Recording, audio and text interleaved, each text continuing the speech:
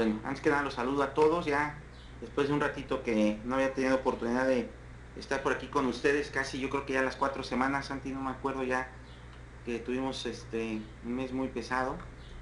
Ya saben cómo son estos meses de trabajo entre dictámenes de empresas que uno asesora y cosas así, estuvo un poquito pesado, pero ya nos estamos reintegrando, gracias a Dios. Sí, Gildardo, de hecho todavía traigo los efectos del CIPRED porque aun cuando ya se terminó todo aquello, pues traigo por ahí un montón de pendientes.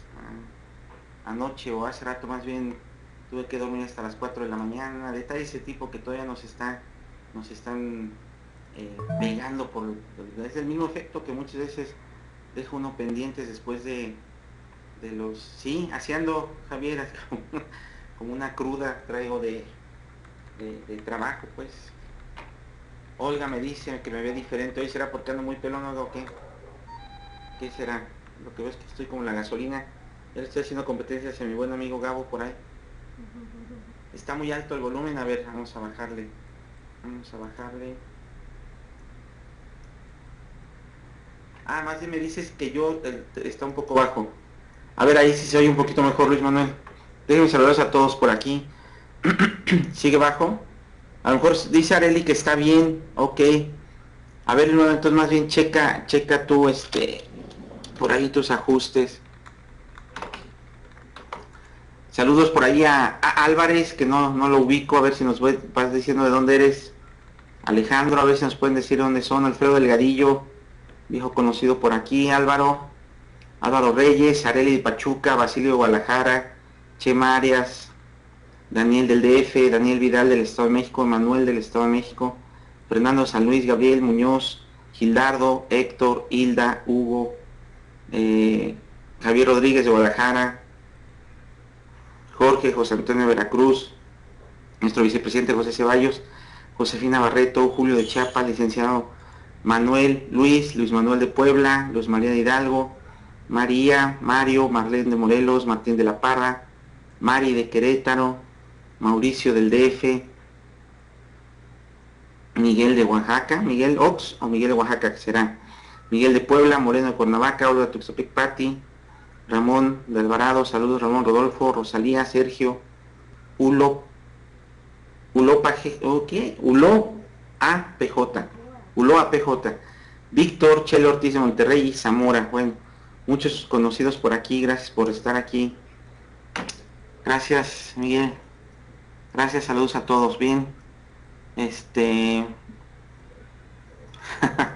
somos 46 y aumentando bien, bien más. Fíjense, vamos a platicar, ya está bien el volumen. A ver, Luis, ya quedó, dices que ya quedó, qué bueno, yo creo que hicieron un poquito ahí tu configuración, más que nada, Luis. Vamos a platicar hoy de un tema que por ahí luego causa un poquito de controversia. Me ha tocado verlo, que lo ocupan mucho como una supuesta planeación fiscal de dar alimentos a socios de ciertas sociedades o asociaciones, y que lo ofrecen hoy en día como una panacea a la situación fiscal de las empresas, ¿no? Donde te dicen, ¿sabes qué? No te preocupes, tienes utilidades, vamos a sacarlas, vamos a hacer eh, eh, diversas aplicaciones de alta planeación fiscal o alta reingeniería fiscal, en el cual aprovechamos, si no unas lagunas, a lo mejor algunas imprecisiones en cuanto a la ley, aprovechamos esa aplicación estricta de la norma tributaria que se refiere al artículo 5 del Código Fiscal de la Federación, y le quieren tratar de dar la vuelta a esta situación que, a fin de cuentas, yo lo que he visto que ofrecen en las empresas, porque algunos clientes se lo han ofrecido y he ido a platicar para ver de qué se trata, porque resulta que llegan y te ofrecen como pues que tu contador no sabe, ellos son los super especialistas fiscales y traen la solución a todos los problemas fiscales del mundo, y lo mejor del caso que es con ingresos exentos, deducibles para la empresa, y nadie paga impuesto sobre la renta, y nadie paga yeto y nadie paga nada, ¿no? Entonces, aguas con ello. Bien lo dice Javier, la SC Universal o Particular de la Hermana República de Yucatán, así es, Javier, lo vamos a ver. El sacrilegio, dijeran algunos abogados, comanditas, sociedades de nombre colectivo también. como dice Gerardo, varios criterios no vinculativos. Así es exactamente lo que vamos a analizar ahorita, un poquito a ver si lo alcanzamos a ver en esta clase, pero como doy clase en la universidad también me quedo con la clase. En esta sesión vamos a platicar un poquito de ello y vamos a analizar. Obviamente habrá mucha gente que estará a favor, mucha gente que estará en contra, pero bueno, a fin de cuentas, pues yo creo que se lo dejamos a cada quien, ¿no? Simplemente lo que no se vale, pues, es no saber. Es no saber el tratamiento fiscal, es no saber déjenme ver. Ok. Es no saber el tratamiento fiscal y es no saber las consecuencias en un momento dado de aplicar este tipo de supuestas planeaciones fiscales, ¿no? Fíjense, vamos a hablar, no sin meternos mucho a fondo porque traigo varias láminas. Este es un tema que he preparado para otros foros también, pero vamos a hablar un poquito de los alimentos. Los alimentos es algo que desde ahorita lo digo y lo vamos a ver más adelante. Desde mi punto de vista, es una institución que no puede verse más que a la luz del derecho familiar, del derecho civil familiar, que es algo que aquellos que son muy letristas de la ley nada más ven y dice, habla de alimentos, pues aplicamos alimentos y vámonos, ¿no? Podemos definir los alimentos en derecho de familia como aquellos medios que son indispensables para una persona, para que una persona pueda satisfacer todas sus necesidades básicas según la posición social de la familia. Es una acción concedida por la ley a las personas con derechos a que otra les provea el sustento, habitación, vestido, asistencia médica, con arreglo al caudal y posición social del obligado a prestar alimentos. Y una definición que nos da Rogina Villegas en su famoso libro de Derecho Civil Mexicano, tenemos por ahí dice Rogina Villegas, bueno, el derecho de alimentos es la facultad jurídica que tiene una persona denominada alimentista para exigir a otra lo necesario para subsistir, pero fíjense, en virtud del parentesco consanguíneo, del matrimonio o del divorcio en determinados casos. Entonces, si se fijan, estamos empezando a hablar de derecho familiar. Podemos definir el derecho entonces de alimentos diciendo que es la facultad jurídica que tiene una persona denominada alimentista, está duplicado eso, perdón, para exigir a otra, nomás lo recalcamos, lo necesario para subsistir en virtud del parentesco consanguíneo, matrimonio, concubinato, el divorcio en determinados casos.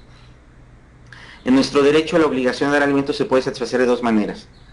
Dice, obviamente esto es conforme a nuestro Código Civil, en el cual nos dice, a ver, la obligación de dar alimentos, ¿cómo se satisface? Simplemente mediante el pago de una pensión alimenticia o incorporando al deudor alimentario, dice, a su casa del acreedor, en su casa del acreedor para proporcionar los elementos necesarios en cuanto a comida, vestido, habitación y asistencia en caso de enfermedad.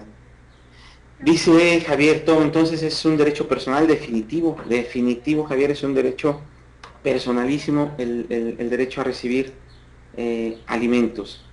Fíjense, por ejemplo, aun cuando es una tesis por ahí que les vamos a mandar el material, pero para que lo vean, dice, se ha definido, dice esta tesis, es una tesis aislada emitida por un tribunal colegiado en materia, el tercer tribunal colegiado en materia civil del séptimo circuito, en el cual nos señala, dice, el rubro, alimentos, la reducción de la pensión se hará en el juicio anterior debe sustentarse necesariamente en el cambio de las circunstancias que imperaban cuando aquellos fueron fijados.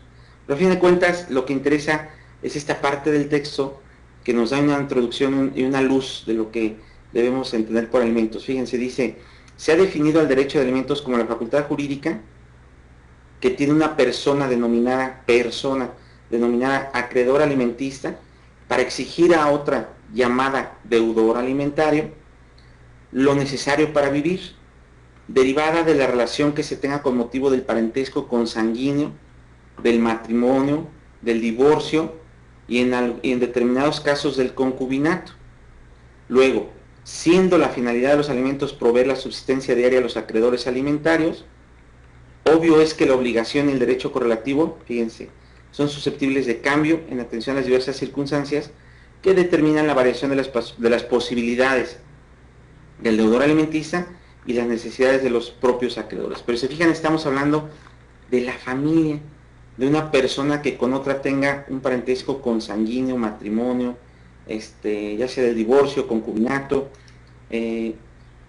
Entonces, a lo que voy es, estamos hablando del derecho a los alimentos desde el punto de vista del derecho familiar. Vamos a seguir adelantando y vamos a sacar algunas conclusiones. Fíjense, la doctrina ha hablado de diversas características de los alimentos. Estas características son intrínsecas a esta figura jurídica, a esta institución de los alimentos. Dice por ahí, entonces mi esposa me puede reclamar el alimento a través de una demanda. Claro, claro, Alfredo. Tu esposa a ti o tú a tu esposa, eso aún y cuando no haya divorcio, claro, por medio del parentesco, así es. Ahora, aquí lo que hay que ver es, obviamente dice que el otorgamiento de los alimentos es recíproca, por eso dices de acuerdo, por ejemplo, una de las características es proporcional y recíproca. Dice, ¿sabes qué? Se te van a dar los alimentos de acuerdo a la necesidad del que tiene derecho a recibirlos y de la capacidad que tiene del que tiene la obligación de otorgarlos. Entonces, no nada más es que diga los quiero y ya no. Se deben mutuamente, Alfredo, mutuamente se deben alimentos, ¿no? Uno a otro, en la medida en que uno los necesite y en la posibilidad de que el otro los pueda otorgar. Eso es lo que no debemos de perder de vista. Entonces tiene una característica que es de recíproca. Ahorita lo vamos a ver, Jefferson, ahorita lo vamos a ver, ya lo platicamos también un poquito, pero lo vamos a seguir viendo ahorita. No te preocupes, ahorita vamos apenas empezando. Fíjense, son características, como lo decíamos hace rato, Javier, también entre ascendientes y descendientes y viceversa. Y cuando no hay ascendientes o cuando no hay ascendientes, vamos a ver algunos artículos, de hecho hasta los parientes colaterales. Entonces, aguas con eso. La figura de los alimentos lo que pretende proteger es precisamente un derecho humano a la subsistencia, ¿no? A la mínima subsistencia, y además la obligación de los que, como lo dijimos hace rato, por algún lazo de parentesco, estarían obligados a darlos. Por ejemplo, imagínense que hay un tío, pero ese tío está solo, nunca se casó, ya los abuelos ya murieron, no tiene hijos, y resulta entonces que está solo. Él necesita de los alimentos, claro que sí, en un momento dado él pudiera presentar una demanda para que inclusive yo como sobrino, en la medida de lo que pueda otorgar, u otros más como sobrinos, a lo mejor decimos, ¿sabes que todos los sobrinos son 10? Bueno, los 10 en una proporción lo vamos a apoyar para su alimentación, para su vestido, para su salud, para gastos médicos. Vamos a ver más adelante todo lo que se refiere a los alimentos, qué tanto abarca, porque es muchas veces donde la planeación, supuesta estrategia fiscal es lo que dice, no, es que los alimentos es todo. Entonces por ahí te puedo poner hasta idas al teatro, tus idas de vacaciones. ¿Por qué? Pues porque yo tengo un nivel muy alto, y ya lo vamos a ver también más adelante, un nivel muy alto de vida. Entonces te voy a poner 1,000,000 de pesos mensuales de alimentos. ¿Qué te parece? Es lo que tú necesitas. Y quieren estirar, o sea, lo que yo digo es aprovecharse de la interpretación de la norma, estirarla a lo máximo y querer encuadrar algo que no es. Dice por ahí Areli, esta norma es aplicable para tener las cartas de invitación al SAT cuando quiere cobrar a amas de casa e hijos. Definitivamente, Areli, obviamente bien sustentado. Es una de las salidas y es alguna de las soluciones que yo le he dado a estas cartas de invitación. Simplemente, ¿sabes qué? A mí me da alimentos. Muchos dicen, es que son donativos de mi esposo. No, no son donativos, simplemente díganle, es la obligación que tiene mi esposo de darme alimentos. Cuando muchos decimos, es lo de la quincena, es lo del mandado que me da mi marido. Es eso, son alimentos, tal como cual, y están exentos definitivamente en cuanto a la ley de impuesto a la renta. Dice Jefferson, referente a los parientes colaterales, si yo me niego a dar alimentos a mis hijos, ¿se puede reclamar? A ver, ¿cómo está eso, Jefferson? En lo referente a los parientes colaterales, si yo me niego a dar alimentos a mis hijos, ¿se puede reclamar los alimentos a mis padres? A ver, no, Jefferson, si tú vives, si tú estás presente, si tú estás teniendo un ingreso y simplemente te niegas, lo que puede hacer tu esposa es demandarte. Lo que va a hacer el Ministerio Público es agarrarte y ponerte tras las rejas para efectos de que cumplas con tu obligación. no es que quieras, es una obligación a fuerzas. Me tocó ver un día en el juzgado penal a algún tipo que trabajaba en, en Sambors, que de hecho lo conocía ahí, de que luego ya vamos a comprar revistas y todo eso, y ahí estaba, tras las rejas el pobre, porque no estaba, lo tenían demandado por incumplir el pago de alimentos. Obviamente, en lo que estuve ahí, también él estuvo ahí como 3, 4 horas, pero llegaron ya sus familiares, pagaron el depósito para garantizar los alimentos que debía, los meses que debía de pensión, fianza y lo que sea, ya salió, ¿no? Pero no te implica de que digas, no, pues yo no los doy, entonces lo van a dar tus padres. Solamente a falta tuya, ¿sí me explico? A falta tuya en un momento dado, y en la medida en que tus padres tengan la capacidad, la posibilidad económica de otorgarlos. En ese caso sería. Dice, está el caso de la mujer divorciada en el que el exmarido no le da alimentos por no tener trabajo, y esta mujer peleó que el que le dé el alimento sea el abuelo. ¿Cómo se sustentan esos alimentos ante el SAT? Siguen estando exentos, Ani, siguen estando exentos por la figura precisamente de la institución civil de los alimentos. Están exentos, no importa quién se los dé, mientras sean en carácter de alimentos. Obviamente, si lo tienes ante un juez, el juez va a decir, ¿sabes qué? Está bien, el padre no trabaja por lo que tú quieras y mandes, el abuelo tiene la posibilidad, eso ascendiente, ese que le puede dar al nieto, él sí tiene dinero, a lo mejor es millonario, a lo mejor lo que tú quieras y mandes, pero tiene capacidad económica, y entonces tendrá la obligación de otorgarlo el abuelo, pero no pierden la figura jurídica de alimentos. Gilardo dice, gasto familiar, lo cataloga. Areli, sí, a mí se me hizo muy raro, pero se hizo la demanda, lo que no supe en qué acabó. O sea, hay que ver en qué acabó, porque una cosa es que tú lo solicites y otra cosa es que procede y que se pueda comprobar todo ello, ¿no? Tom, a lo que me refiero es cómo justifico ante el SAT la situación de comprobar que son alimentos. Bueno, primera, si estás ante una demanda, Areli, con tu sentencia del juez, donde se está otorgando, donde se está diciendo que le descuenten al padre, por ejemplo, X cantidad semanal, quincenal, mensual de su salario, que se te deposite a ti. Con esa sentencia, simplemente, vas a tener que son alimentos.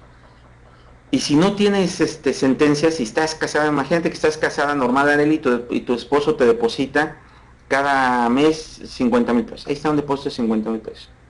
Lo único que tienes que hacer es, con el depósito, la transferencia de tu esposo, decir, me está dando alimentos en su obligación de padre de familia, lo que me está dando son alimentos para mí y para mis hijos. Y lo único que tienes que comprobar es, con tu acta de matrimonio, que es tu esposo, con eso en automático es obligado a otorgar alimentos. Y en segunda, y muy importante obviamente, que tu esposo está pagando impuestos en un momento dado de esos ingresos que tiene. Por eso es muy importante, yo les recomiendo siempre, no manejen efectivo. Si al esposo le depositan en su cuenta, por ejemplo, su nómina, 50,000 pesos, tiene una cuenta de nómina, de cheques, lo que sea, y ahí le depositan su sueldo, 50,000 pesos. Y por ejemplo la señora le va a dar 20,000 pesos al mes para que pague colegiaturas, para que pague alimentos, para que pague servicios, lo que sea, que le haga una transferencia y se guarden. Nada, Martín, no hay límite en el monto para dar alimentos. Imagínense, por ejemplo, la esposa de Slim, ¿cuánto creen que le dan de alimentos? Y está exento. Mi esposa me da 10 pesos para alimentos, está exento, no importa. No importa el monto que sea. También puede ser el propio convenio de separación previo al divorcio y tal vez certificado de copia. Aquí lo que hay, como bien lo dicen, es siempre documentar. Si no hay transferencia, sino que se depositó en efectivo, Areli, no hay obligación de hacerlo por transferencia, pero te quita dolores de cabeza y te salva de muchas situaciones el que haya alguna transferencia. Ahora, si lo depositaste en efectivo, vas un poquito con la carga a cuesta, nada más. Pero si lo documentas bien, lo puedes en un momento dado concatenar con que, ¿sabes qué? Mi esposo le dan su nómina, se la dan en efectivo, no tiene forma de determinar dónde lo depositó, pero él gana 50 y a mí me está depositando 30 al mes. Yo creo que podría ser una presunción a tu favor de decir, ¿sabes qué? Son los alimentos, y si más o menos cuadra la fecha del depósito con las fechas de las quincenas y cosas de ese tipo, pudiéramos en un momento dado soportarlo, ¿no? Pero vale la pena, de verdad, yo creo que vale la pena, Arely. Obviamente esto es lo pasado, probablemente me estás hablando de cosas pasadas, Tú simplemente di que son alimentos y trata de concatenarlos con fechas, con recibos de nómina del esposo, todo ese tipo de cosas. Así es, declaración bajo protesta del cónyuge de que así es, y a lo mejor también con el, así es, de que así es, ¿no? Del esposo. Está exento, es exento y será deducible. A ver, Alfredo, es exento para la persona que los recibe, los alimentos, pero no tiene por qué ser deducible porque no es un gasto estrictamente indispensable para la persona que lo otorga. Ahora, podríamos hablar de que dices, sí, sí es indispensable, o no, no es indispensable para tu actividad, es indispensable para que vivas y para que viva la persona a quien se lo estás dando. Y aquí entraríamos a lo mejor en situaciones de lo que es el mínimo vital, que también ha dicho la Corte, y que en un momento dado tratamos de impugnar en el YETU, en algunas situaciones del impuesto a la renta, pero ella también dijo, a ver, tu mínimo vital está, no son deducibles los alimentos, pero tienes un margen de mínimo vital en el cual no se está grabando ciertas situaciones, y lo vemos en el artículo 109 de la ley de impuesto a la renta, ¿no? Donde me dice, no te grabo, bueno, aunque sean ridículas las cantidades, pero con eso ha dicho la Corte que se protege el derecho al mínimo vital, pero no te grabo a lo mejor el salario mínimo,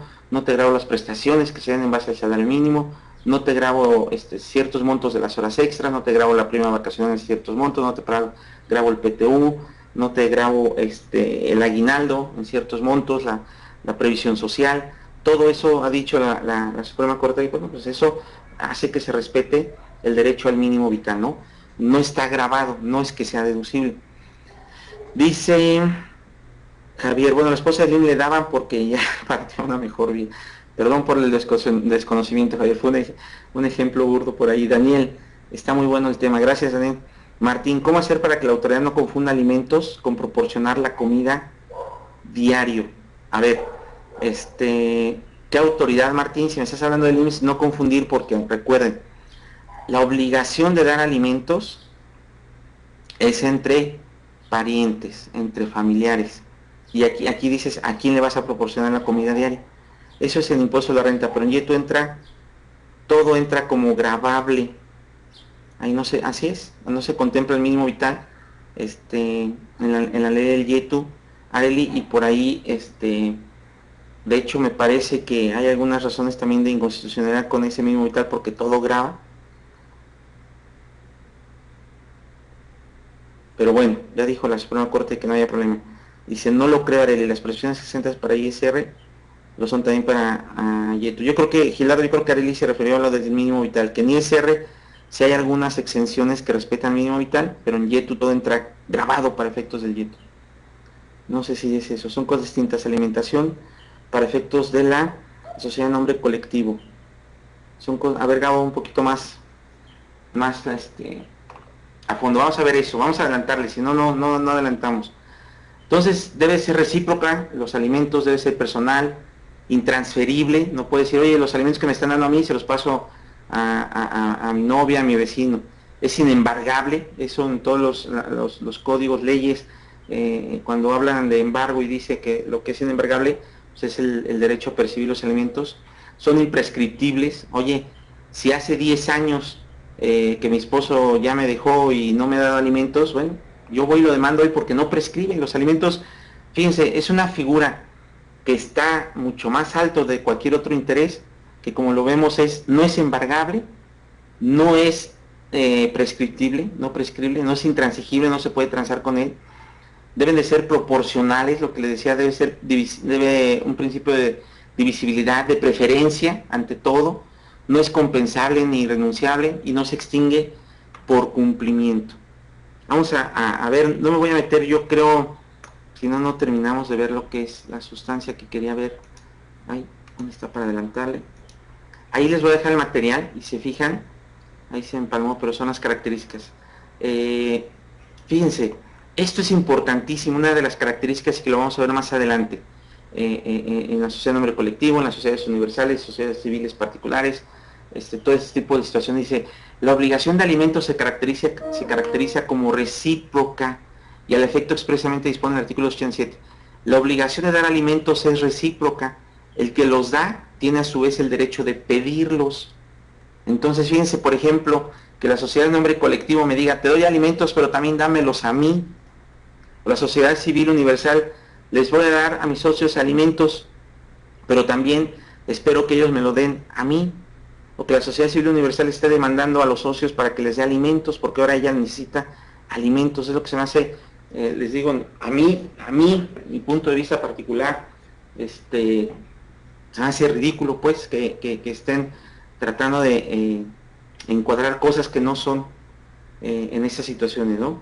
Dice, en las demás obligaciones no existe esa reciprocidad, pues un sujeto se caracteriza como pretensor y otro como obligado respecto de la misma prestación. Entonces, carácter personalísimo, lo que decía por ahí hace rato, creo, Javier, por cuanto depende exclusivamente de las circunstancias individuales del acreedor y del deudor, los alimentos se confieren exclusivamente a una persona determinada en razón de sus necesidades y se imponen también a otra persona determinada, tomando en cuenta su carácter de pariente o de cónyuge y sus posibilidades económicas, definitivamente, ¿no? Vamos a brincarnos un poquito todo esto para ir viendo las características de que es intransferible. Por ejemplo, fíjense, en caso de muerte del acreedor alimentario, desaparece la causa única de la obligación, pero si sus herederos estuviesen necesitados, supongamos que dependían económicamente del acreedor, que era el sostén de la familia, entonces estos tendrán un derecho propio, pero va a ser propio, no va a ser porque se los haya heredado, sino aparece el derecho propio en su calidad de parientes. Por ejemplo, imagínense que a mí, mi padre me estaba dando alimentos, por lo que ustedes quieren, yo lo necesitaba, a lo mejor tengo una incapacidad, lo que sea, me está dando alimentos, está demandando a mi padre para que me dé alimentos, y a la vez tengo un hijo. A lo mejor con esos alimentos que me da a mí, yo satisfago las necesidades de mi hijo. Pero si yo falto, no quiere decir que yo le herede a mi hijo ese derecho a recibir alimentos de mi padre. No, no se lo heredo. Al faltar yo, mi hijo, si es menor de edad, si tiene características especiales que necesita recibir alimentos, entonces en ese sentido, él por su propio derecho, por su propia persona, tendrá derecho de exigir alimentos de mi padre, en su carácter obviamente de él, de abuelo, de ascendiente, ¿sí? De pariente que es un ascendiente, pero volvemos a que es personal el derecho a los alimentos y obviamente es intransferible, ¿no? No se pueden embargar. Me voy a brincar rápido todos estos ya más para no entrar a fondo, lo vemos y ya más a fondo lo pueden por ahí ir analizando. No se pueden celebrar transacciones con esos, o sea, no puedo decir, oye, tengo una bronca aquí civil, mercantil, debo, lo que sea. Entonces, no te preocupes, te voy a pagar con los alimentos que yo tengo. No, porque existen razones de orden público que se toman en cuenta para el efecto de proteger el derecho mismo en su exigibilidad futura. Entonces, fíjense, por ejemplo, ni modo que yo diga, oye, te endoso mis alimentos, ¿no? O una deuda de juego, lo que sea, y ¿sabes qué? Te endoso, te voy a pagar con mis alimentos, ¿no? No se puede transar, no se puede hacer transacciones con ello. El carácter proporcional, fíjense lo que les decía hace rato, el 298 nos dice, los alimentos han de ser proporcionados a las posibilidades del que debe darlos y a las necesidades de quien deba recibirlos. Así van a decir, si nos vamos a cada uno de los códigos civiles, de hecho, se me hace que este es el Código Civil de Querétaro, ahorita lo checo, pero dice, los alimentos han de ser proporcionados a las posibilidades del que deba darlos y a las necesidades de quien deba recibirlos. Ok, yo necesito alimentos, necesito 10,000 pesos de alimentos mensuales, pero mi padre nada más gana 3,000, bueno, a lo mejor mi padre me va a dar el 30% de su sueldo, en la posibilidad de que él pueda darlo, ese 30% me lo va a dar. Oye, pero yo necesito 10,000, ni modo, lo único que te puede dar tu padre es 1,000. Ah, pero a lo mejor también tienes madre, bueno, a lo mejor también tienes tío, no sé si me explico. Entonces, obviamente, por eso es esta parte, fíjense, la obligación de dar alimentos es divisible, en cuanto dice, se consideran divisibles cuando el sujeto puede cumplirse en diferentes prestaciones, en cambio son indivisibles cuando se pueden dar en una sola prestación, ¿no? Entonces, por ejemplo, te puedo dar, a lo mejor ya tengo casa, por ejemplo, en caso de un divorcio o algo, la esposa pide alimentos y dice, oye, ¿sabes qué? Necesito esto de alimentos. Sí, pero ¿qué crees? Estás ocupando una casa, un departamento que yo estoy pagando y eso se toma a cuenta de alimentos. Entonces te lo estoy dando a lo mejor en especie, que es el que ya tengas una casa donde vivir, y a lo mejor nada más, en vez de darte los 10,000 pesos que pretendes, ya te estoy dando la casa y nada más te voy a dar 3,000 pesos en efectivo porque es lo que te puedo dar. A lo mejor yo pago la colegiatura de las hijas, cosas de ese tipo, ¿no? Que son, dice, déjenme brinco todo esto, me voy a brincar toda esta parte. Carácter preferente también, lo hemos visto también en nuestro hasta código civil, el código fiscal, donde se dice, ¿sabes qué? Tienen preferencia respecto a los créditos fiscales, los alimentos, ahí vienen, no son compensables, no son renunciables. Se fijan, tiene toda una serie de características que los protegen, que llevan a su protección, que definitivamente van por encima inclusive de otros derechos de terceros. Dice, me quedo con la reciprocidad alimentaria. No aplica solo entre cónyuges, cómo funciona entre padres e hijos menores. Lo mismo, Gildardo, deben de ser aportados, dice, en base a la posibilidad que tiene del que los otorga y la necesidad que tiene que los debe de recibir.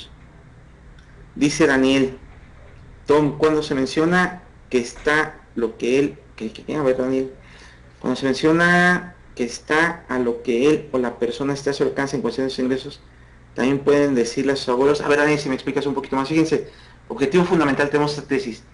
El objetivo fundamental de la figura jurídica de los alimentos consiste en proporcionar al acreedor lo necesario para su propia subsistencia cotidiana de forma integral.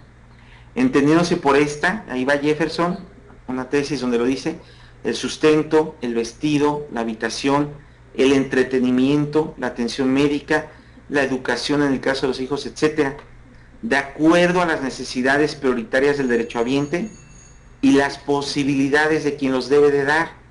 A lo mejor mi hijo me dice, oye papá, yo necesito que me pagues el TEC de Monterrey porque ahí estoy inscrito, necesito que me compres un Ferrari porque siempre he andado en Ferrari, necesito que me dé las vacaciones cada año en Cancún porque siempre lo he hecho así. Bueno, está bien que lo hayas hecho, hijo, a lo mejor es tu necesidad, pero no es mi posibilidad, no te lo puedo dar.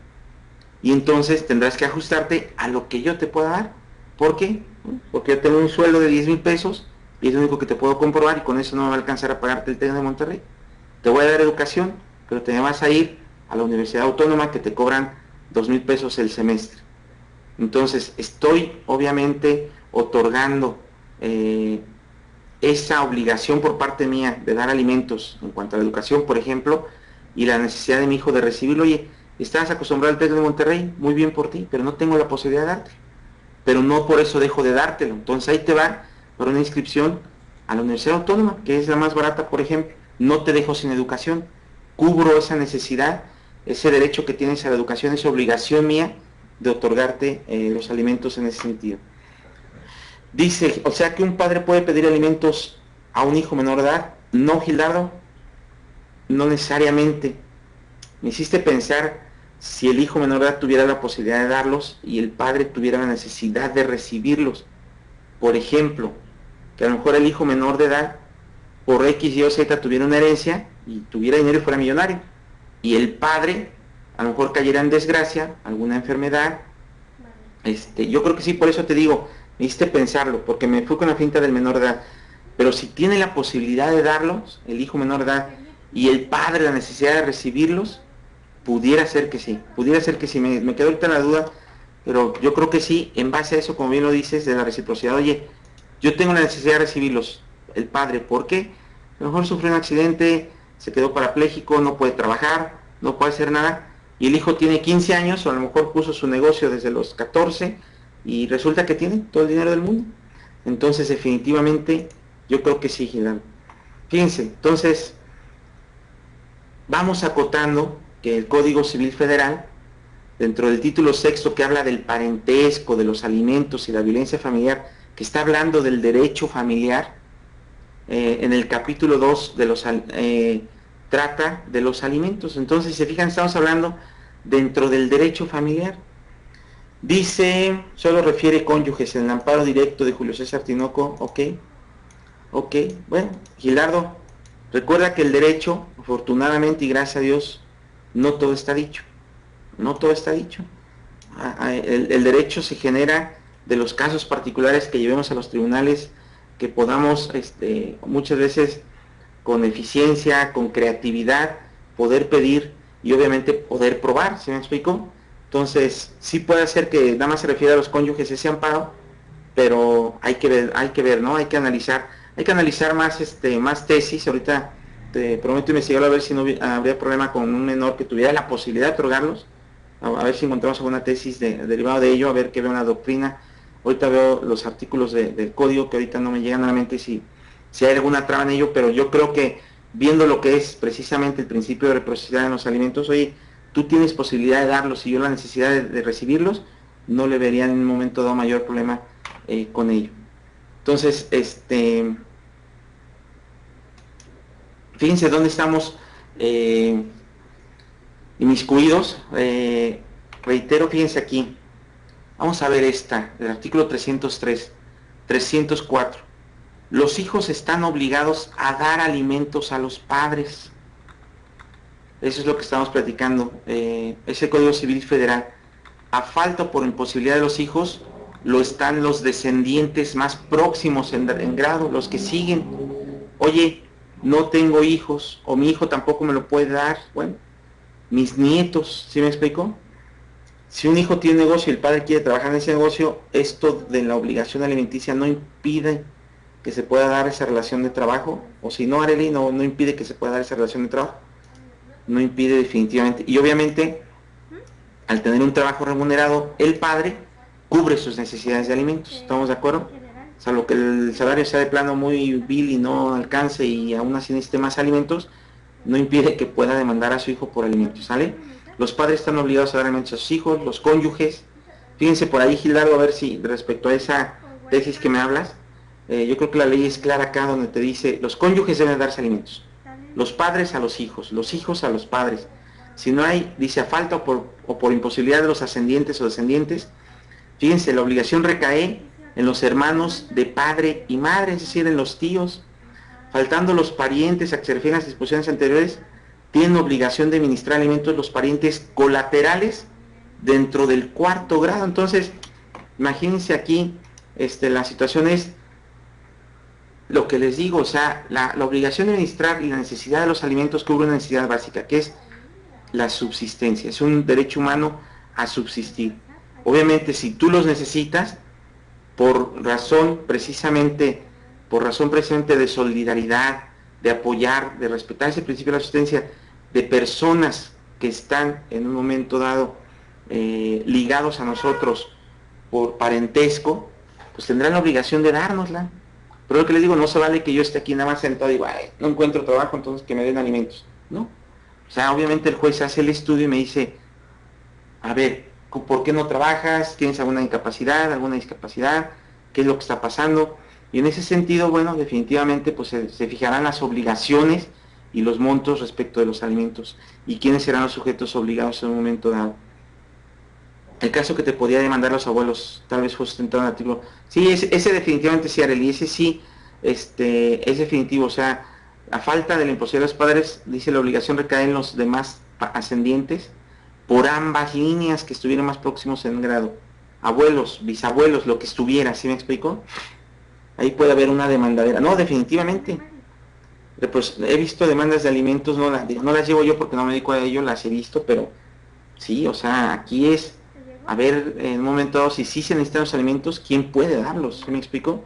¿Quién tiene obligación conforme a esos artículos de ley y quién puede darlos? Ahora, recordemos, este es, en un momento dado, el Código Civil Federal. Habrá que acercarse a cada Código Civil del Estado a ver qué dice. Fíjense, hermanos y demás parientes colaterales a que se refiere el artículo tienen obligación de dar alimentos a los menores mientras estos llegan a los 18 años. También deben alimentar a sus parientes dentro del grado mencionado que fueran incapaces. El adoptante y el adoptado tienen la obligación de darse los alimentos en los casos en que la tienen el padre y los hijos. Los alimentos, aquí lo que preguntaste hace rato también Jefferson, que ya lo vimos con la tesis, pero aquí no lo dice el artículo 308, fíjense. Los alimentos comprenden la comida, el vestido, la habitación, la asistencia en casos de enfermedad.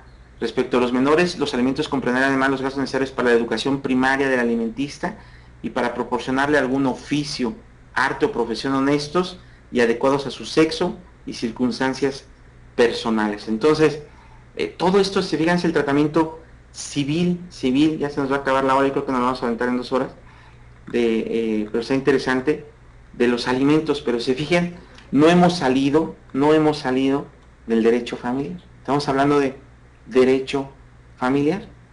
Dice el artículo 309, obviamente, lo que veíamos al principio, ¿no? El obligado a dar alimentos cumple la obligación asignando una pensión, o sea, ahí te va una pensión de 1,000 pesos al mes, o bien incorporándolo a la familia, vente a vivir conmigo, mamá, abuelo, hijo que no puedes, vente a vivir conmigo, te incorpora a la familia y obviamente yo me hago cargo de ti, vas a vivir en mi casa, aquí vas a comer, vas a entrar como una persona más de la casa y te voy a dar, en la medida que lo necesites, bueno, pues educación, salud, alimento, ropa, vestido, ¿sí me explico? Dice Areli, ¿a qué se refiere con educación primaria?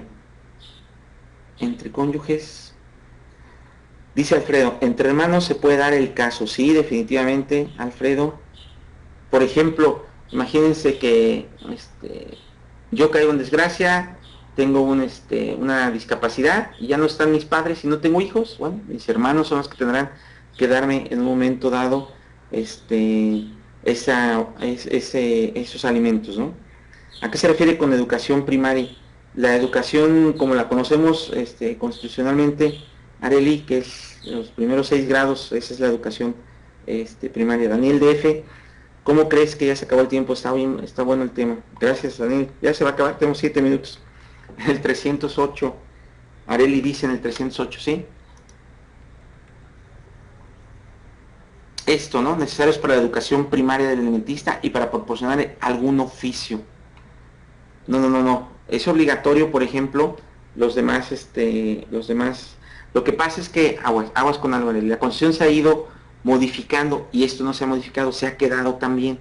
Te dice que es obligatorio, si mal no recuerdo la Constitución hasta la secundaria, ahorita se me va el dato, pero esto se ha quedado, el Código Civil, a lo mejor no se ha adaptado, pero volvemos otra vez en lo mismo. No está todo dicho en derecho, en un momento dado, oye, el Código Civil 308 dice que nada más la primaria, pero la Constitución dice que es obligatoria, por ejemplo, no recuerdo muy bien el bachillerato, bueno, entonces tendrás que darme hasta el bachillerato en un momento dado, ¿no? Como obligación, como como un derecho constitucional a recibir educación hasta el bachillerato, por ejemplo. Bien, ya lo dijimos también el 311, los alimentos han de ser proporcionados a las posibilidades del que debe darlos y a las necesidades de quien debe recibirlos. Entonces, fíjense, por ejemplo, déjenme ver, si solo algunos, dice, si fueren varios los que deben dar los alimentos y todos tuvieran posibilidad de hacerlo, el juez repartirá el importe entre ellos en proporción a sus saberes, es decir, a su patrimonio. Si solo algunos tuvieran la posibilidad, entre ellos se repartirá el importe de los alimentos, y si uno solo la tuviere, él cumplirá únicamente la obligación. El juez hace ese estudio, se hacen esos estudios socioeconómicos para ver quién tiene la posibilidad de otorgarlos.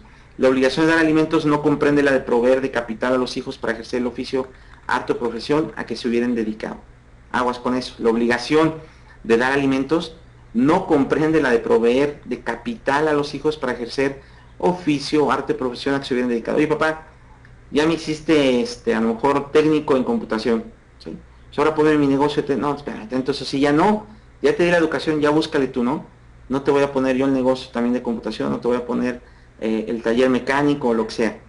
Y ya vimos quiénes tienen acción para pedir el aseguramiento de los alimentos, va a ser el mismo acreedor alimentario, el ascendiente que le tenga bajo su patria potestad, el tutor, hermanos y demás parientes colaterales dentro del 4º grado, y como es de interés público los alimentos, y como en un momento dado el Ministerio Público protege a los menores, pues también el Ministerio Público tendrá la facultad de hacerlo, ¿no? Entonces fíjense, el Ministerio Público puede llegar a decir, yo vengo a representar a Juanito Pérez y vamos a pedir alimentos a estas personas. Ok, para asegurar los alimentos se puede constituir una hipoteca, prenda, fianza, depósito, de cantidad bastante para cubrir los alimentos o cualquier otra forma de garantía. ¿Qué más podemos decir? cesa la obligación obviamente de dar alimentos, o que ya no te voy a dar alimentos. ¿Cuándo? Pues cuando el que la tiene carece de medios para cumplirla. Yo te estaba dando alimentos, hijo, cada mes te depositaba tus 3,000 pesos para que te fueras a la escuela, tus gastos y todo, era lo que te podía dar, pero ¿qué crees? Ya no tengo medios, me quedé sin trabajo. Lo prueba ante un juez y todo, y obviamente pues, se suspende la obligación de dar alimentos en un momento dado.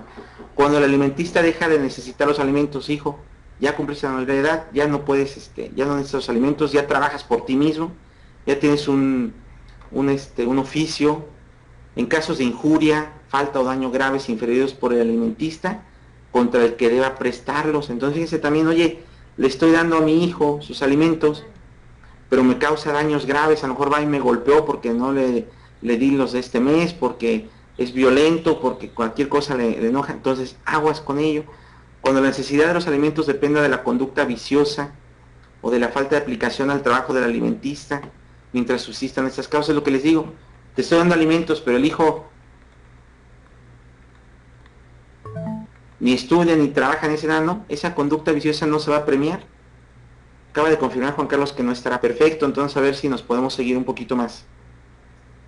Perfecto, qué bueno. Qué bueno, entonces también con los alimentos no se premia ¿cómo se llama? No se premia el vicio, no se premia la conducta viciosa, no se debe de premiar. Lo que les decía hace rato, ¿no? Los alimentos son una institución que nació precisamente para dar protección a la necesidad de subsistencia. Dice, si el alimentista, sin consentimiento del que deba dar los alimentos, abandona la casa de por causas injustificables. Entonces también hay esta protección para, por ejemplo, para el que da, para el que tiene la obligación de otorgar los alimentos. Ya lo vimos también las características, no es renunciable, no puede ser objeto de transacción, dice el artículo 321 del Código Civil Federal. Cuando el deudor alimentario no estuviere presente o estándolo rehusar entregar lo necesario para los alimentos de los miembros de su familia con derecho a recibirlos, dice, se hará responsable de las deudas que estos contraigan para cubrir esa exigencia, pero solo en la cuantía estrictamente necesaria para ese objeto y siempre que no se trate de gastos de lujo. ¿Se fijan? Protege, o sea, sí protege, pero también está diciendo aquí, oye, no se valen los gastos de lujo, no se vale. Hay unas tesis donde dice, espérame tantito, tú, sí estás obligado, dice las tesis, tú, persona que tienes obligación de cubrir alimentos, a darle alimentos a tus hijos, en la medida de su nivel de vida y todo ese tipo de situaciones. Pero tampoco eso quiere decir que se dispende el dinero, que se hable de cubrir lujos innecesarios para vivir dignamente, decorosamente y de acuerdo a tu nivel de vida. Voy a brincar un poquito ya esto para no ver, ya son cosas más, ¿cómo se llama? Más civiles, ¿no? Vamos a ver un poquito lo que es precisamente la Ley General de Sociedades Mercantiles, ese artículo 49 que por ahí se agarra mucha gente para ellos. Espérenme tantito, déjenme abrir la ley.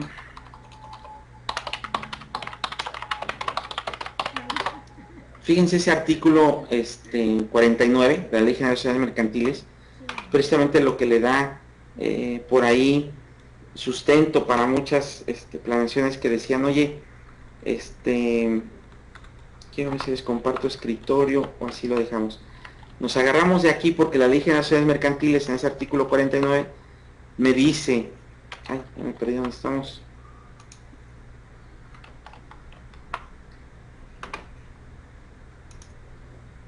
Aquí está. Los socios industriales deberán percibir, salvo pacto en contrario, las cantidades que periódicamente necesiten para alimentos. Y ahí dijeron, bendito Dios, grandes fiscalistas, los socios industriales deberán pedir, salvo pacto en contrario, salvo pacto en contrario, obviamente que no va a haber pacto en contrario, las cantidades que periódicamente necesiten para alimentos. ¿Qué crees? Que yo, socio de la sociedad, en mi carácter de socio industrial, de acuerdo a mi nivel de vida, pues yo necesito 500,000 pesos mensuales para alimentos. No te preocupes, te los damos, porque el artículo 49 me dice que te los puedo dar, que tú debes de percibir. Como los debes, es una correlativa obligación de la sociedad de otorgártelos. Entonces ahí te van. Lo que no leyeron bien fue esta parte, porque dijeron, bueno, te los doy exentos. Vamos a ver ahorita más adelante. Lo que perciban los socios industriales por alimentos se computarán los balances anuales a cuenta de utilidades, sin que tengan obligación de reintegrarlo en los casos en que el balance no arroje utilidades o las arroje en cantidad menor. ¿Es correcto, Arely? ¿Qué es lo que se les olvidó? Ahorita vamos a ver algunas tesis. Una pregunta que se puede hacer si una pareja ya está separada, ella tiene dos profesiones y él solo una, pero le pide que cubra al 100% los gastos del niño. ¿Qué se puede hacer? ¿Quién pide que se cubra el 100% de los gastos del niño? ¿El que tiene dos o el que tiene una? Porque, a ver, aquí no importa que tengas 10 profesiones, pues nosotros a lo mismo. Es la capacidad económica que tienes de poder otorgarlos. Recuerda, podrías tener 10 profesiones, pero no tienes trabajo. Podrías tener un doctorado en Harvard, pero no tienes trabajo. No tienes posibilidad de otorgarlas, entonces no vas a otorgar nada. Al contrario, por ejemplo, a lo mejor el esposo no tiene ninguna profesión, no estudió ni la primaria, pero ¿qué crees? Que es el dueño del taller mecánico más importante de la ciudad. Y no solamente tiene un taller mecánico, tiene 5 sucursales. Entonces, ¿quién crees que tenga más obligación o más posibilidad en este momento? Los dos tienen la obligación, perdón, me equivoqué, y los dos tienen la obligación de otorgarlos, pero ¿quién tiene más posibilidad de otorgarlos en este momento? La persona que tiene más capacidad económica. En un momento dado, el dueño del taller, que tiene 10 sucursales, es el mejor taller mecánico de Querétaro, que no estudió ni la primaria, a lo mejor no estudió nada, pero tiene su taller mecánico y tiene posibilidad. No sé si queda un poquito más claro, Arely. Profesión es correcto, no es sinónimo de tener recursos económicos. Así es. Yo tengo dos profesiones y 2 maestrías, 2 licenciaturas y 2 maestrías, a veces ando sufriendo para la gasolina, de verdad. A ver si mi esposa me da alimentos, pero bueno. Ando viendo a ver si le mando a mi esposa para que me dé alimentos. Para que me pague la convención de Anafinet ahora en octubre, que es estrictamente necesario para mí. Fíjense entonces, ese artículo 49 de la Ley General de Sociedades Mercantiles. Déjeme, me regreso un poquito. Ay.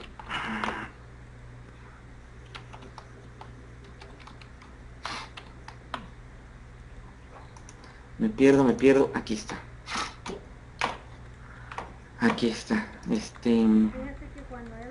Fíjense, otra sociedad, ahorita vamos a ver más o menos qué ha dicho la ley y todo, los tribunales. Otra sociedad que prácticamente con esa fue la que pidieron al principio y la que vamos a ver es la sociedad civil del estado de Yucatán, lo que son las sociedades civiles universales y las sociedades civiles particulares. Recordemos que, ya lo habíamos dicho, el Código Civil aplicable es obviamente el que esté vigente, el que rija en el lugar donde se realizan los actos. Por ejemplo, si yo realizo un acto civil en Monterrey, bueno, me va a aplicar el Código Civil del Estado de Nuevo León. Si yo lo realizo en Guadalajara, el Código Civil del Estado de Jalisco. Se correlaciona con 16. ¿Cuál 16? A ver, Javier, si me dices nada más. Entonces, recordemos que, y recordemos también conforme al artículo 1 del Código Fiscal de la Federación, también nos dice, oye, esta falta de disposición fiscal expresa, bueno, norma fiscal expresa, pues te vas a ir supletoriamente vas a aplicar el derecho federal común. Ese derecho federal común precisamente pues, es el Código Civil, que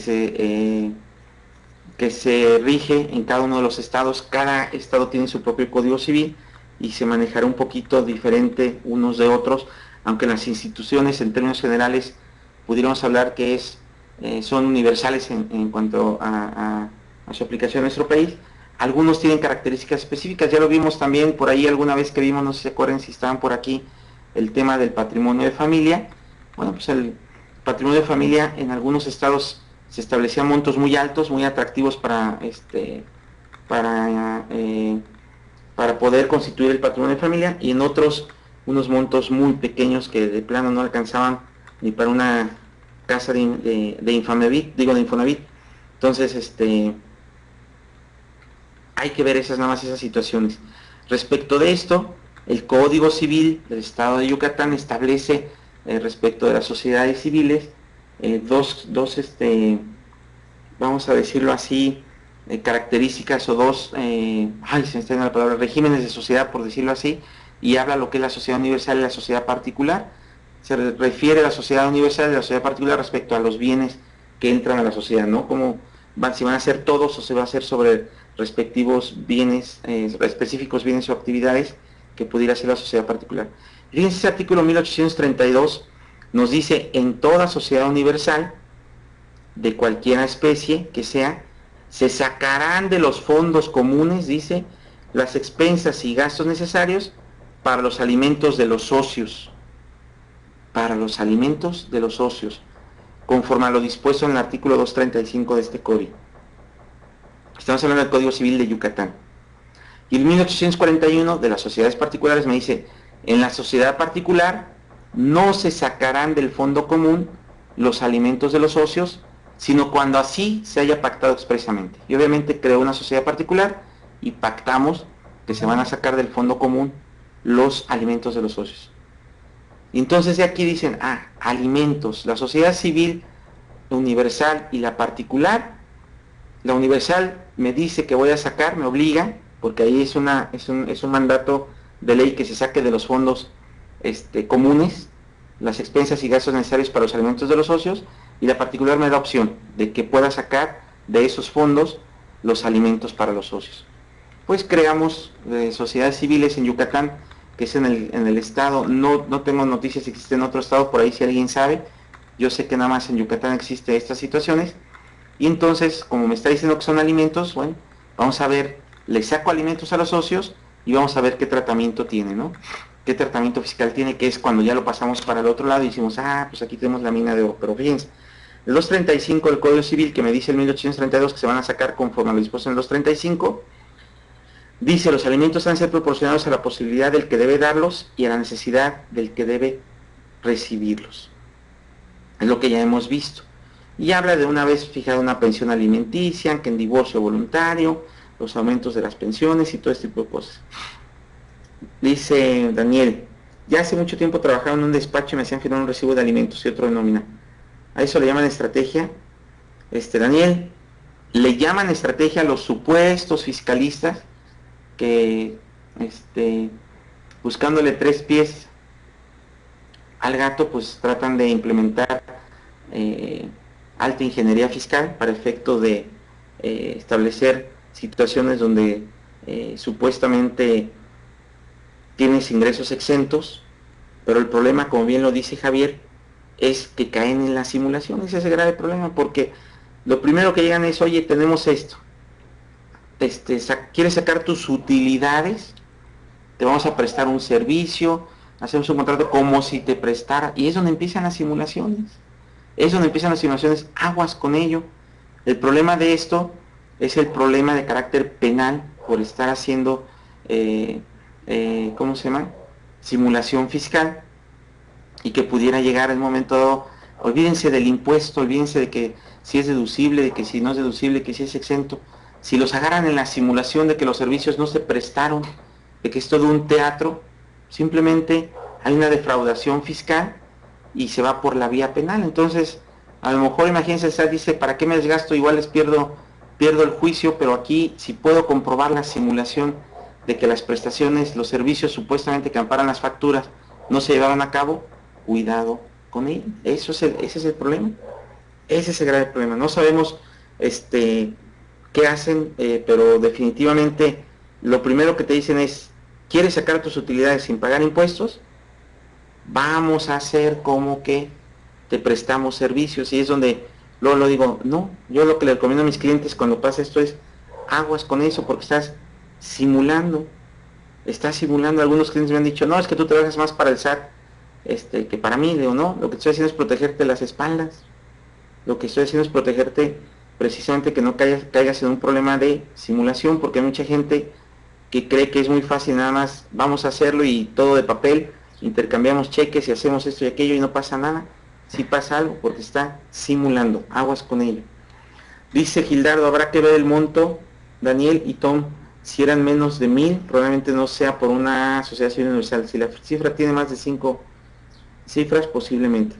Ok, lo que pasa, Gildardo, muchas veces no es que sea un solo movimiento, sino a lo mejor es, los pasan por las sociedades civiles, como bien dices, no son 1000 pesos, pero si son 1000 trabajadores, ya conviene. Entonces, ya le conviene a las personas que prestan ese tipo de servicios.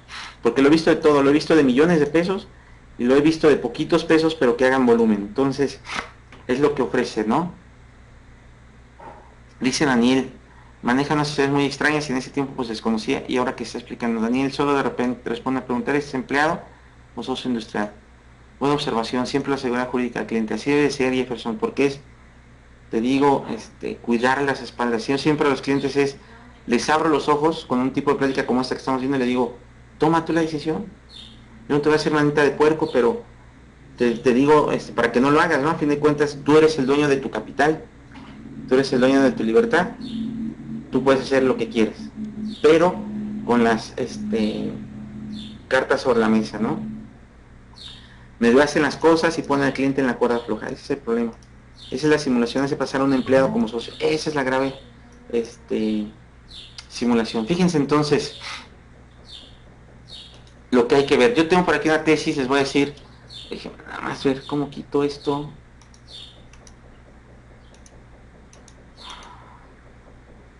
Uy, quién sabe que le piqué aquí. A ver.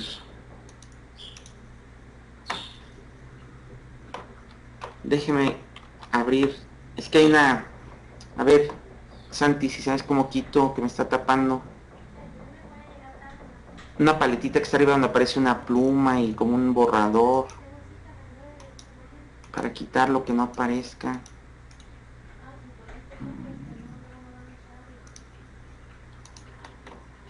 Dice por aquí, a veces por su ignorancia y necesidad no te contratan y tú auditas, ¿cómo le haces? ¿Está complicado detectarlas?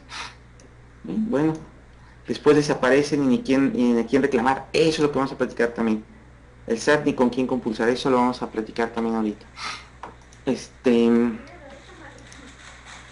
Déjeme ver cómo puedo hacerle para ver si no me voy a enamorar.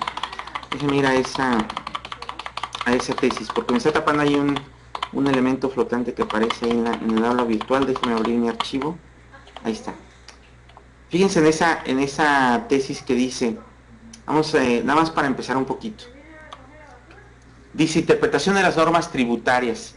Implica un análisis más allá de sus términos literales o textuales, cuando la naturaleza de la institución subsumida por la norma fiscal resulta abiertamente contraria a su interpretación literal. Vamos a ver, esto está hablando de la interpretación. Vamos a ver otros antecedentes que tiene. Dice, son numerosas las tesis en las que los tribunales del Poder Judicial de la Federación, desde la Suprema Corte de Justicia de la Nación hasta los tribunales colegiados, han sostenido diversos principios que regulan la interpretación de las normas fiscales.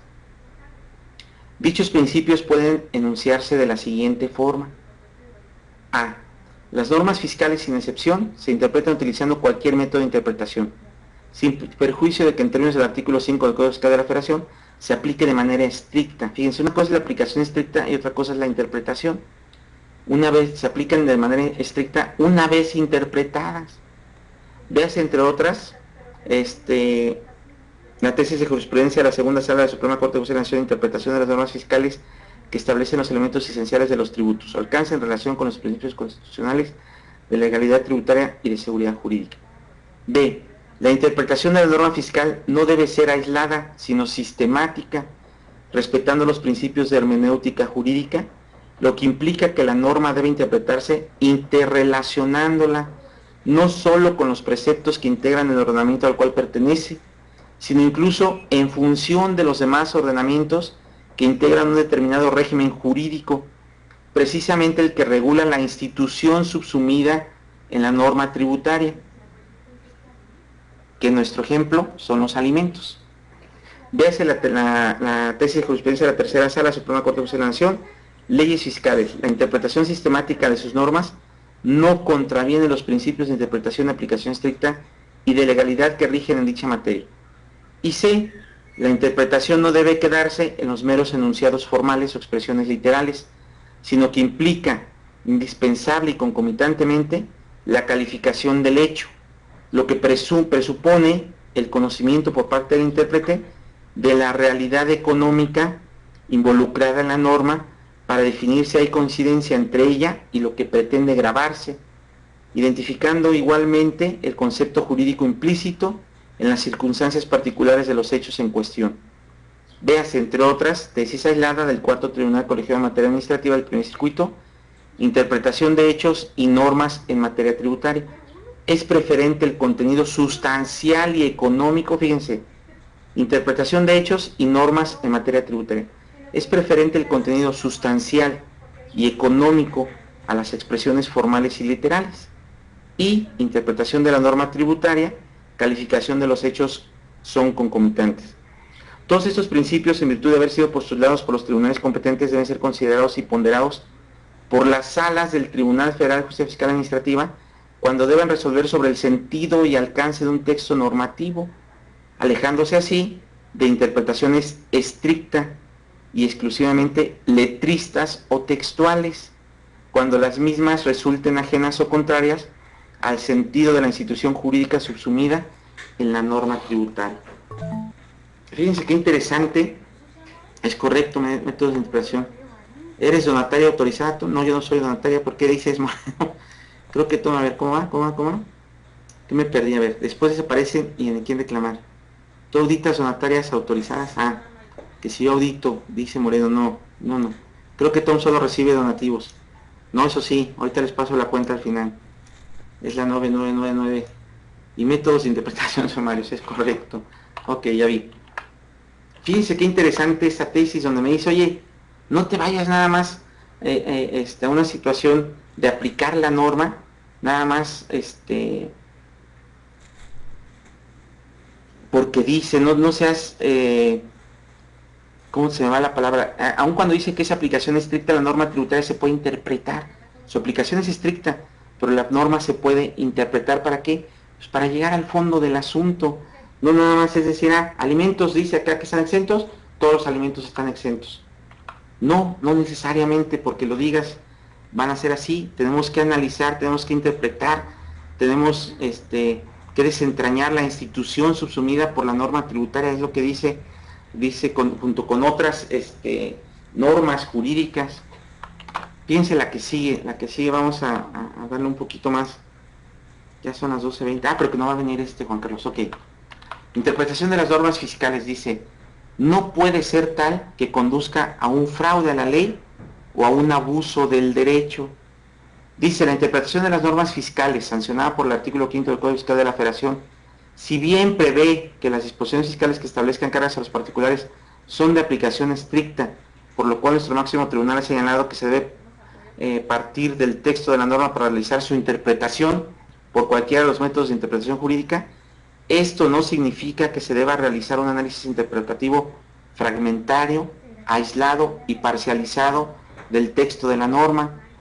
Así, de aceptar que bajo nuestra legislación pueda subsistir el fraude a la ley o el abuso del derecho, extendiéndose por fraude a la ley la realización de uno o una serie de actos lícitos que respetan el texto de la ley, pero no su sentido, y por abuso del derecho, la forma de ejecutar o ejercer un derecho que contraviene al espíritu o principios del derecho, sumum jus, summa injuria, se llegaría al extremo de permitir a los particulares, sobre pretexto de interpretaciones letristas, que mediante una serie de actos jurídicos evadan el imperio de la ley y su sentido. Dice por ahí, a ver, vamos a ver.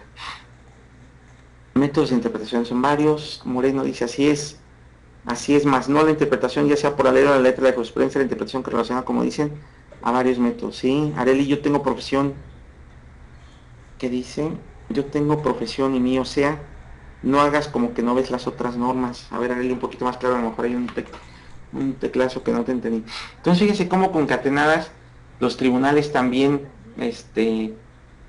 y esto lo ha hecho, híjole, se llama el número del Tribunal Colegiado de Circuito, que preside, que tiene por ahí magistrado Jean-Claude Trompetit, no sé si lo han oído por ahí. Él ha hecho, le han tocado asuntos fiscales muy interesantes, en el cual ha hecho algunas interpretaciones precisamente de esto, ¿no? del abuso a la ley, del fraude a la ley, del abuso del derecho en materia fiscal. Entonces, los tribunales yo creo que van para allá en el sentido nada más de decir, aplicamos, como dice la ley de Tristan, nos cerramos y si ahí dice alimentos, no volteamos a ningún otro lado, y si dice alimentos ahí, si dice alimentos tu contrato, si dice alimentos tu recibo, está exento, punto, no, espérame tantito. Interpreta la institución jurídica, sobre todo conforme al artículo 1 del Código Fiscal de la Federación, porque el Código Civil, Código Fiscal, o ley de impuesto a la renta no te define qué son alimentos, tienes que acudir definitivamente al código, a la legislación civil y analizar la institución de los alimentos como tal. La institución, les digo, es una institución desde el punto de vista civil, y de todos lo que hemos visto se llega a la conclusión de que aplica en materia familiar. No importa que la ley, que el Código Civil del Estado de Yucatán diga que a los socios les vas a dar esa prestación de alimentos y que con ello se refiera a los alimentos en materia civil, aun cuando te diga que los des conforme al 235, es una simple referencia. Déjenme ver si por aquí me regreso. Pero fíjense también otra, y esa es otra que por ahí las autoridades fiscales pudiera decir, oye, ay, creo que me regresé muchísimo. Vámonos aquí basta. Me regresé muy feo, mucho. Quiero yo, aquí está. Código Civil.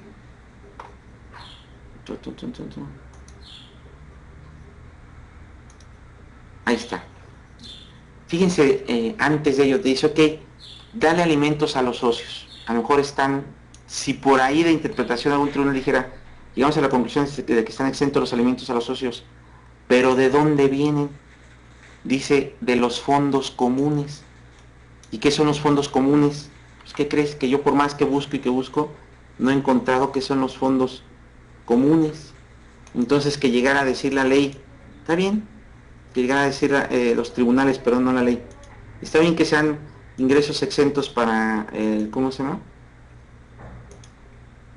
Es la canción, me regreso mucho. Para los socios, pero ¿qué crees?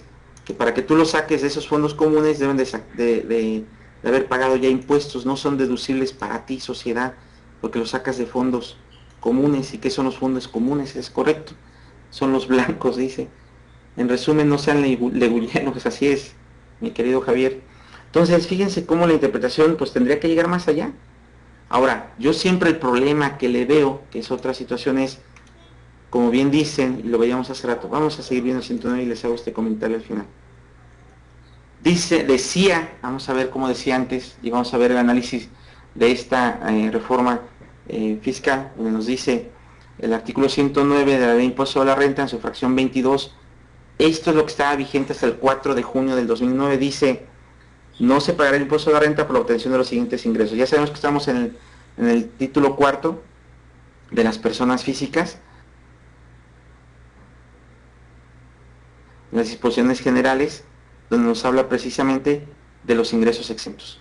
Entonces me dice que no voy a pagar el impuesto a la renta por los ingresos percibidos en concepto de alimentos en los términos de ley. Está muy amplia la redacción y dice, ok, en los términos de ley. Entonces, como los términos de la Ley General de Sociedades Mercantiles me dice que los alimentos están exentos, los hago exentos.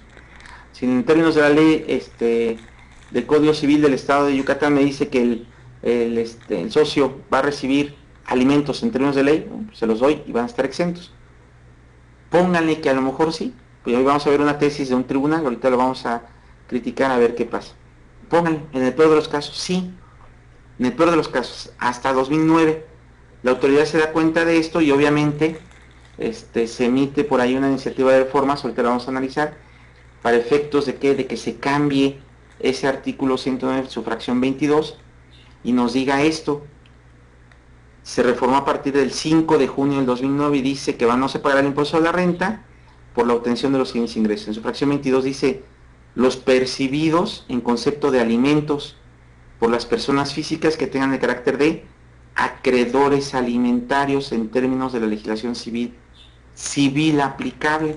Entonces por ahí, en automático con esta nueva redacción, adiós sociedades en nombre colectivo, en comandita simple, que eran las que estaban aplicando conforme a la ley del artículo 49, artículo 49 de General de Sociedades Mercantiles, que admite que los socios industriales se les pueda dar en carácter de alimentos, se les pueda remunerar por sus alimentos. Entonces dijeron, oye, ya, como es civil, adiós la mercantil.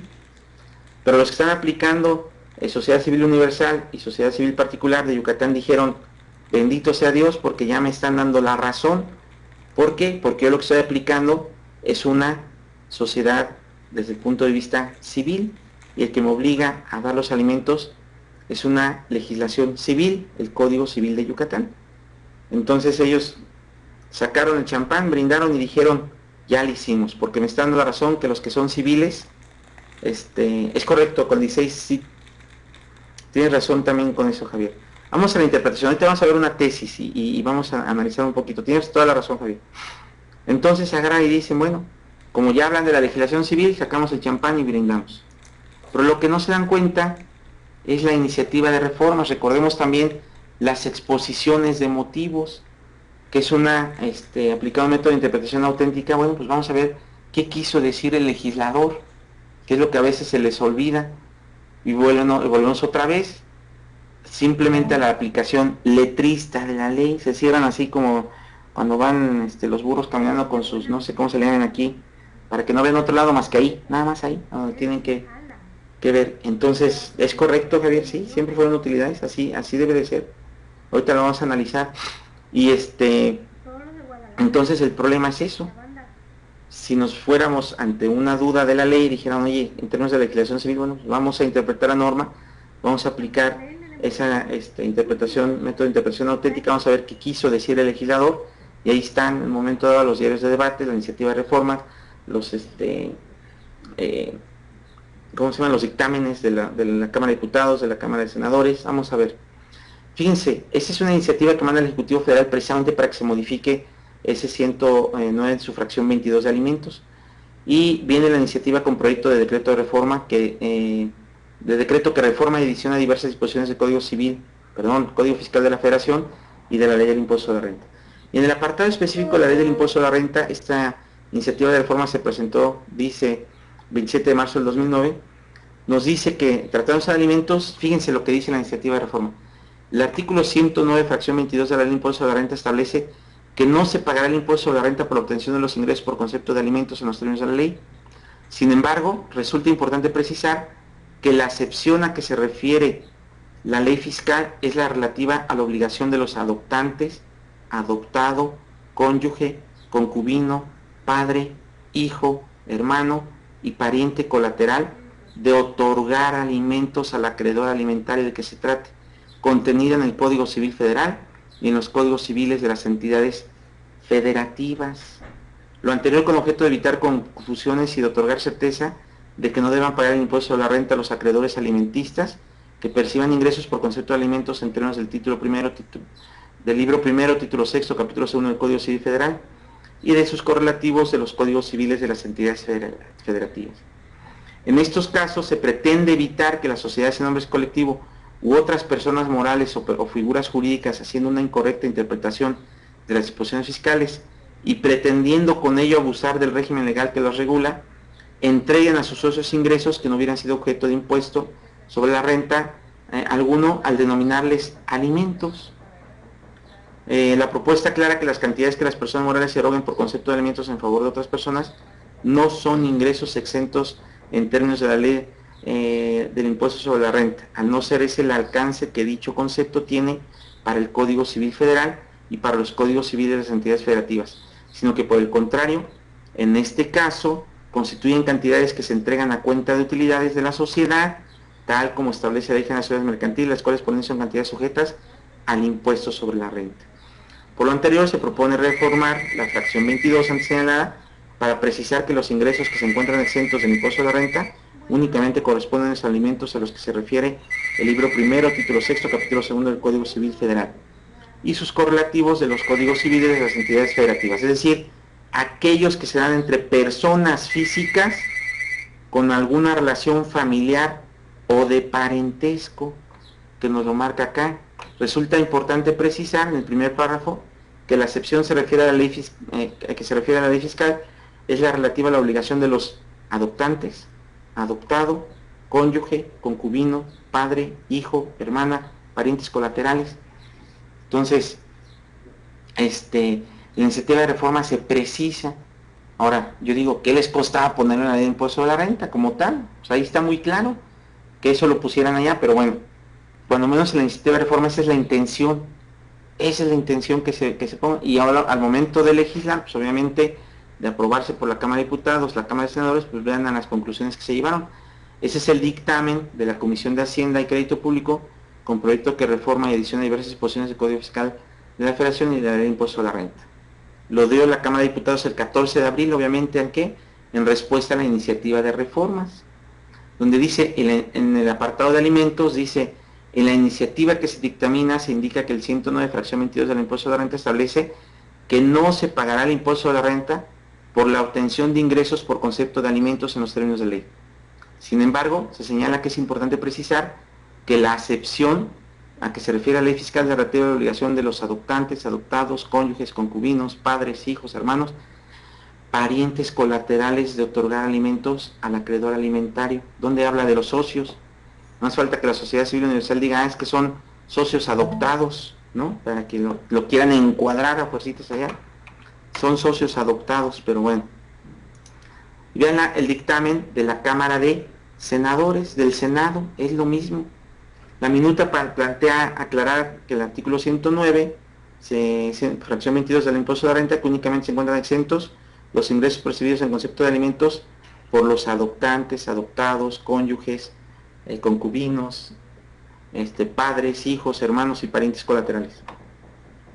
Y en la quinta dice, estas comisiones coinciden en la conveniencia de aclarar en el artículo 109, fracción 22 del impuesto de la renta, que únicamente se encuentran exentos de dicho impuesto los ingresos percibidos en concepto de alimentos por los adoptantes, adoptados, cónyuges, concubinos, padres, hijos, hermanos y parientes colaterales en su carácter de acreedor alimentario en los términos del libro primero, título sexto, capítulo segundo del Código Civil y sus correlativos de los códigos civiles de las entidades federativas, a efecto de que quede claro que el régimen fiscal de exención de alimentos no puede favorecer a socios o integrantes de sociedades en nombres colectivos u otras personas morales o figuras jurídicas, ya que sus percepciones tienen una asociación indisoluble con la distribución de dividendos o utilidades que efectúan dichos entes, siendo correcto que los pagos a los socios o integrantes se simulen a través de entrega de alimentos. Son los dictámenes.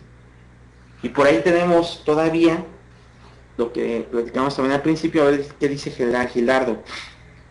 Ahora sí precisa personas físicas. Ok, va a precisar. La ley de impuesto de renta y legislación civil aplicable no establece criterio de obligación alimentaria sea una persona física o moral. El gobernado que considera afectado en sus derechos fundamentales se encuentra en actitud de accionar en medio de defensa constitucional correspondiente.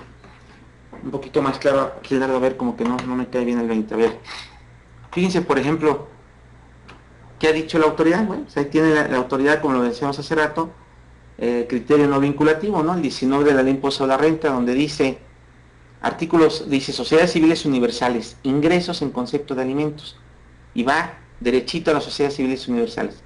El artículo 109, fracción 22 de la ley de impuesto a la renta establece que no se pagará el ISR por los ingresos recibidos en concepto de alimentos por las personas físicas que tengan el carácter de acreedores alimentarios, en términos de la legislación civil aplicable.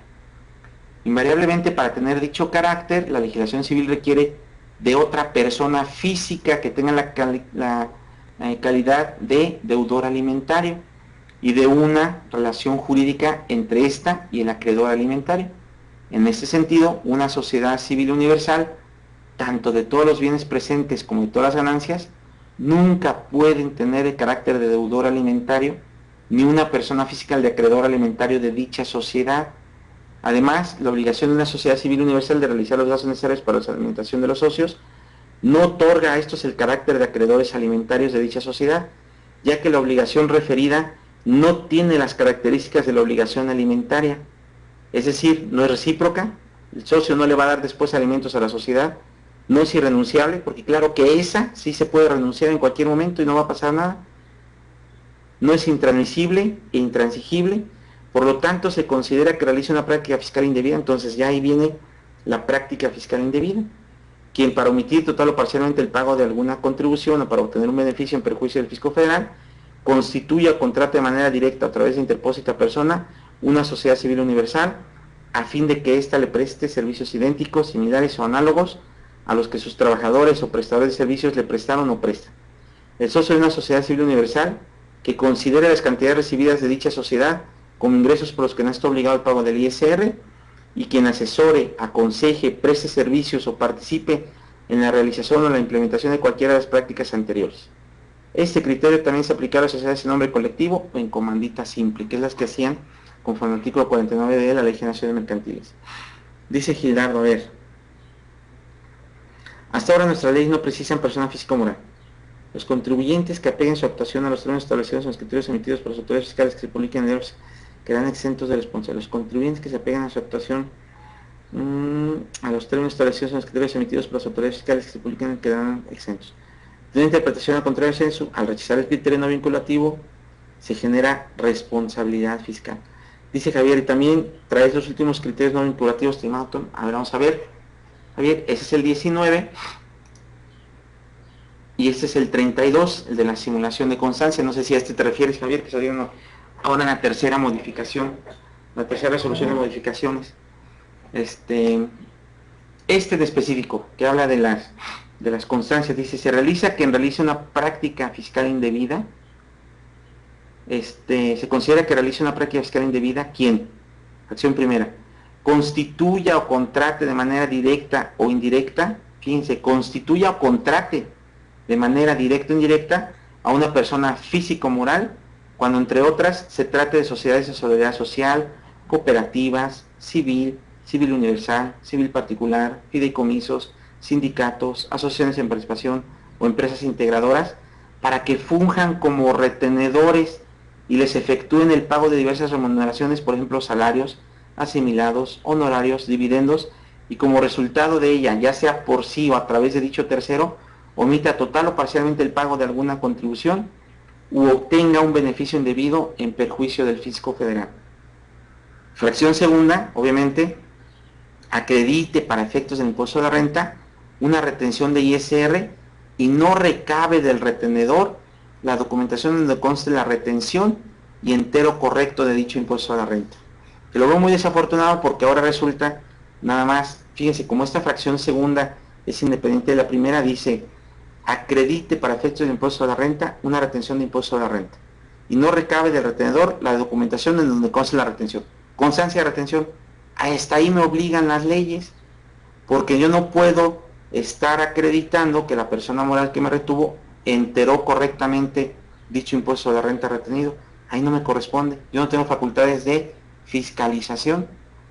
Yo, aunque este criterio normativo me diga, oye, si tú acreditas una retención y no recabas la constancia de retención y aparte el entero correcto de dicho impuesto de la renta, bueno, eso no queda en mis manos queda el recabar la retención, y si no me la da porque la sociedad es media transa y todo, bueno, también está mi facultad denunciarlo en un momento dado, ¿no?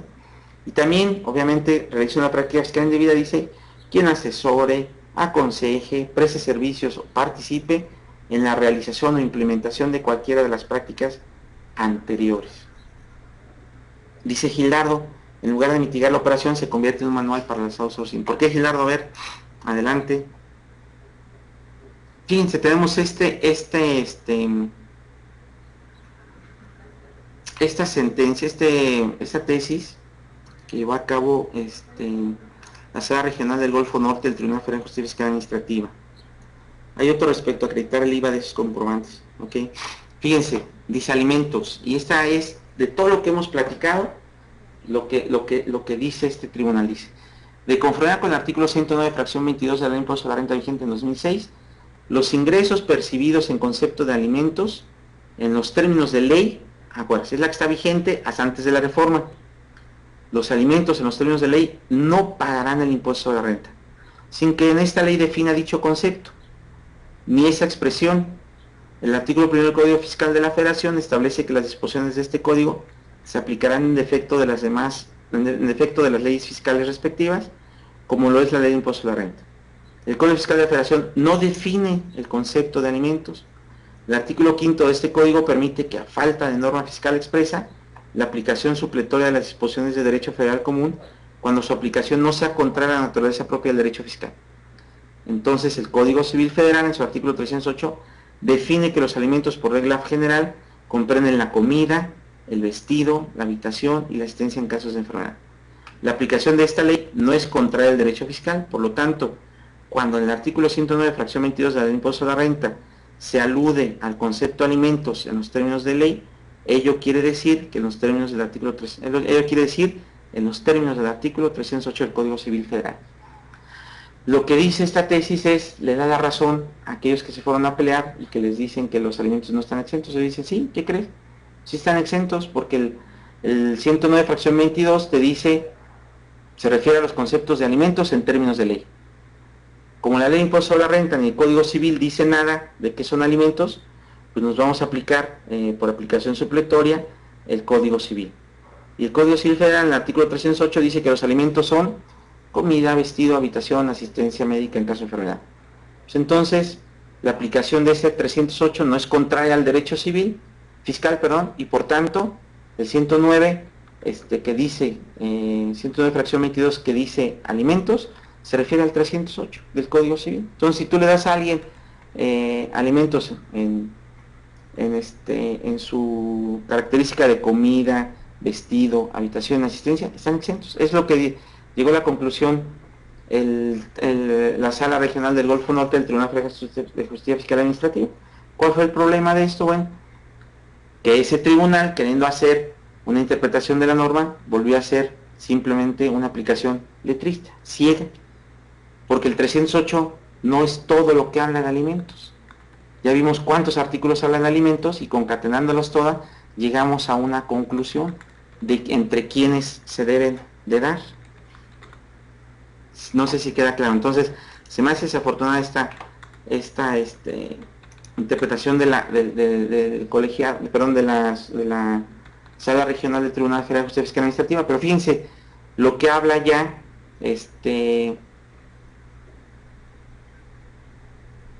también, a ver, vamos a ver. De conformidad con el artículo 40, dice, alimentos percibidos por los socios industriales de una sociedad de nombre colectivo están exceptuados del pago del impuesto a la renta.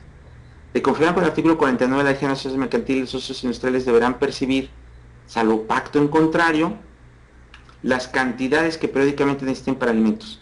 El artículo 109, fracción 22 de la Ley de Impuesto a la Renta, vigente en 2006, prevé que están exceptuados del pago del impuesto a la renta los ingresos percibidos en concepto de alimentos, en los términos de ley. Ambas disposiciones omiten definir el concepto de alimentos, no. Ok. Pero para los dos es aplicable supletoriamente el derecho federal común, es decir, el Código Civil Federal, cuyo artículo 308 define que los alimentos por regla general comprenden la comida, el vestido, la habitación y la asistencia.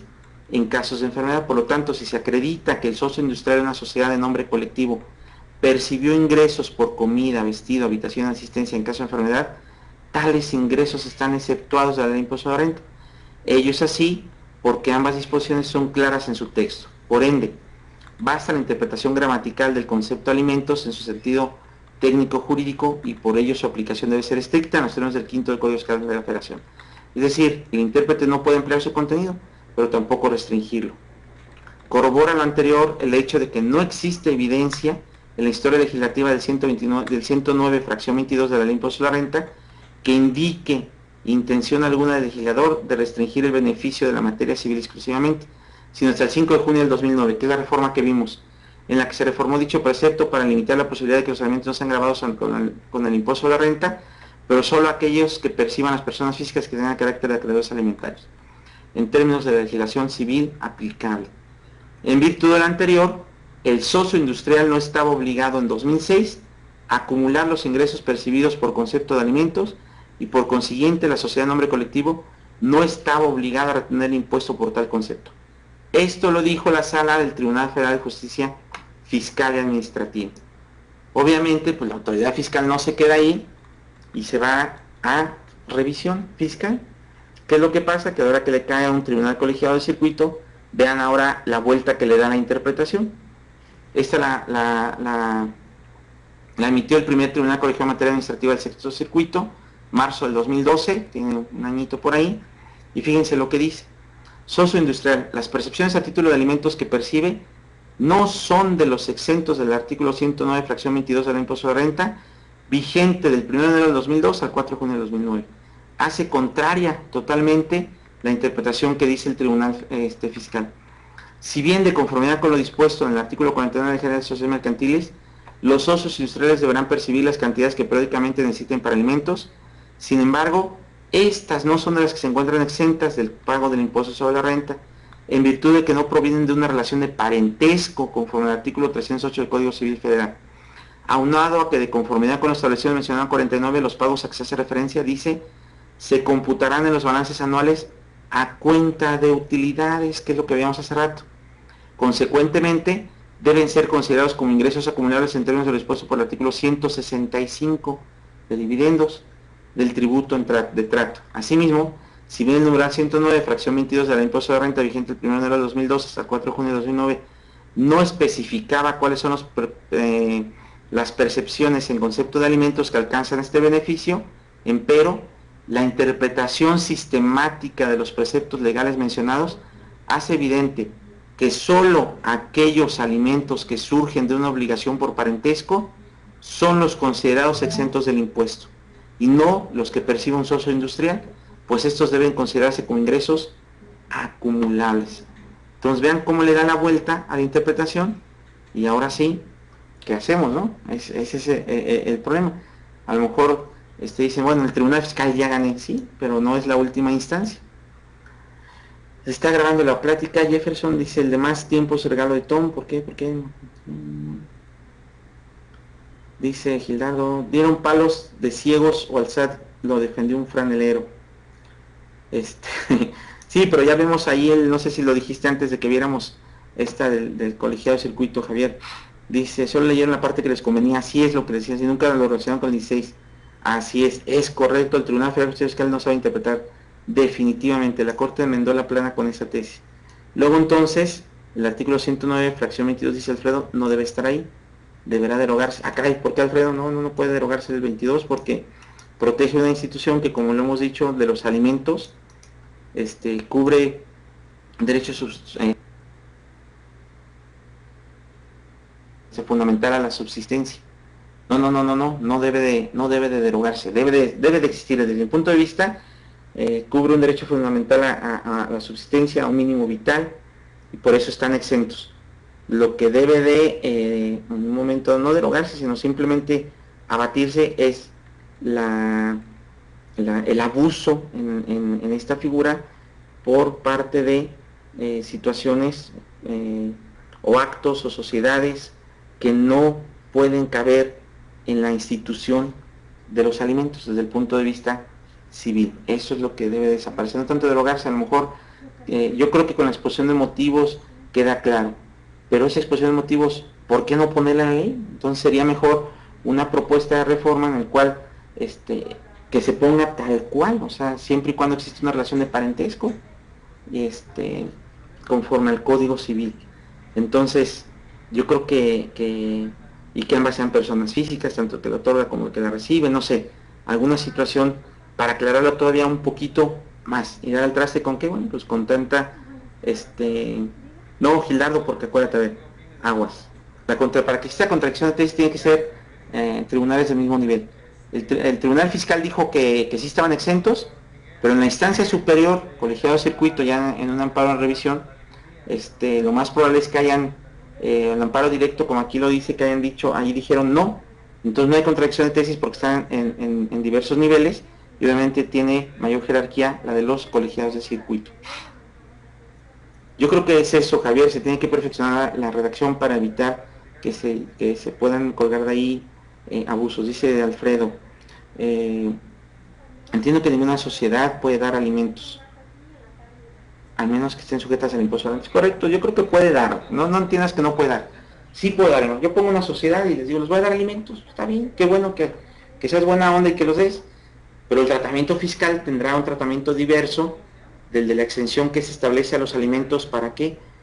Para los percibidos dentro de una relación de parentesco. ¿Se me explicó? Que son diferentes, es completamente diferente la situación y tendrán su tratamiento del impuesto sobre la renta, tendrán su tratamiento en la ley de seguro social, pero yo creo que son figuras completamente distintas. Dice Jefferson, las sociedades no deberían llamarle alimentos, entonces el nombre del concepto. Puedes dar membresías para sus clubes deportivos, es correcto, con su carga tributaria, pero puedes. Dice Jefferson, las sociedades no deberían llamarle alimentos. Yo creo que está bien, Jefferson, no pasa nada que le llamen alimentos, pero volvemos otra vez a lo mismo. Una cosa es lo que diga la ley civil, otra cosa que diga la ley mercantil, y otra cosa es su tratamiento fiscal.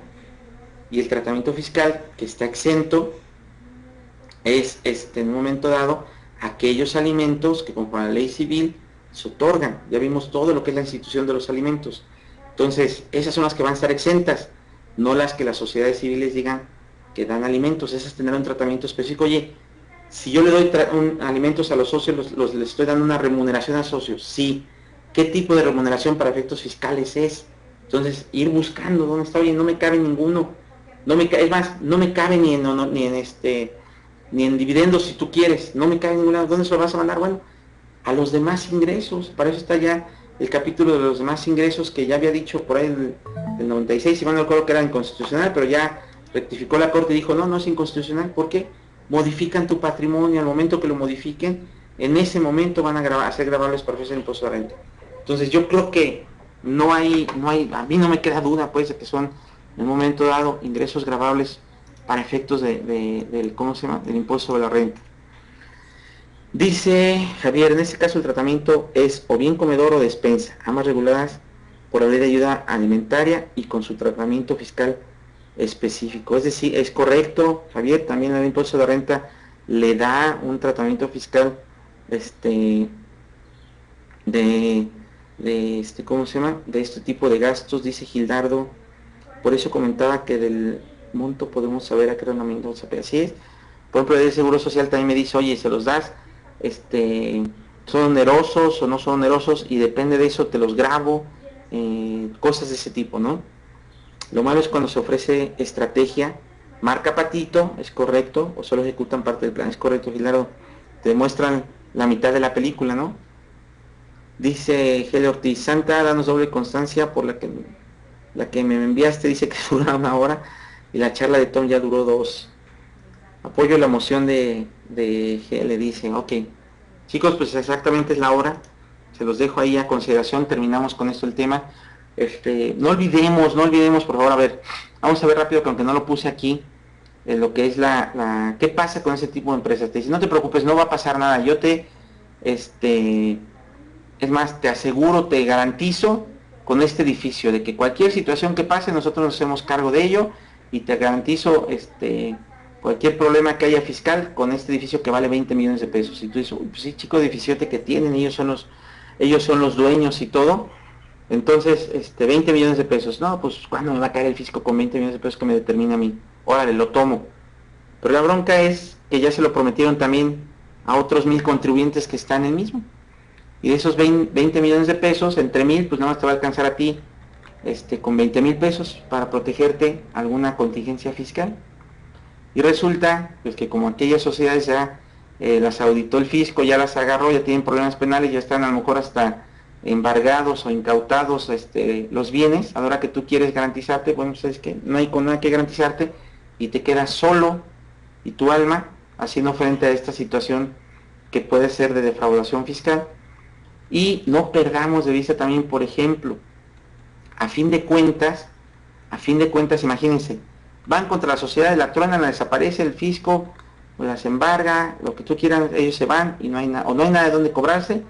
Pero ¿quién es el sujeto directo a fin de cuentas del impuesto sobre la renta? La persona que recibe el ingreso. Entonces no perdamos de vista eso. Un socio me dice, de una sociedad me dice, es que a mí me van a dar 1 millón de pesos por concepto de alimentos y no voy a pagar el impuesto de la renta. De ahora que le dije, dile a la sociedad que te diga dónde lo vas a declarar y que te mande la constancia. No las han mandado, no saben cómo hacerle. Y dice, no, como son exentos no se declaran. Ah, caray. Y mi discrepancia fiscal que podía tener en un momento dado. Y si la sociedad desaparece y llega contra mí y me dice, a ver, tú estuviste recibiendo de una sociedad civil universal, de una sociedad civil particular, 1 millón de pesos mensuales durante 12 años, durante 3 años, sí. Pues ¿qué crees? Que no están exentos y el sujeto directo del impuesto eres tú, entonces me lo debes y a quien le van a cobrar es el sujeto directo de la contribución, que es el que recibió el ingreso. Y él es el que, si ya la sociedad ya no va a haber nadie para defenderlo, porque todos escaparon o están presos, pues él va a decir, ahora ¿quién me va a defender? ¿Cómo lo voy a hacer para soportar que esos son ingresos exentos y no tengo nada? Porque no les dan nada, aparte de todo. No tengo nada, bueno, pues tú eres el sujeto directo de la contribución y me la pagas.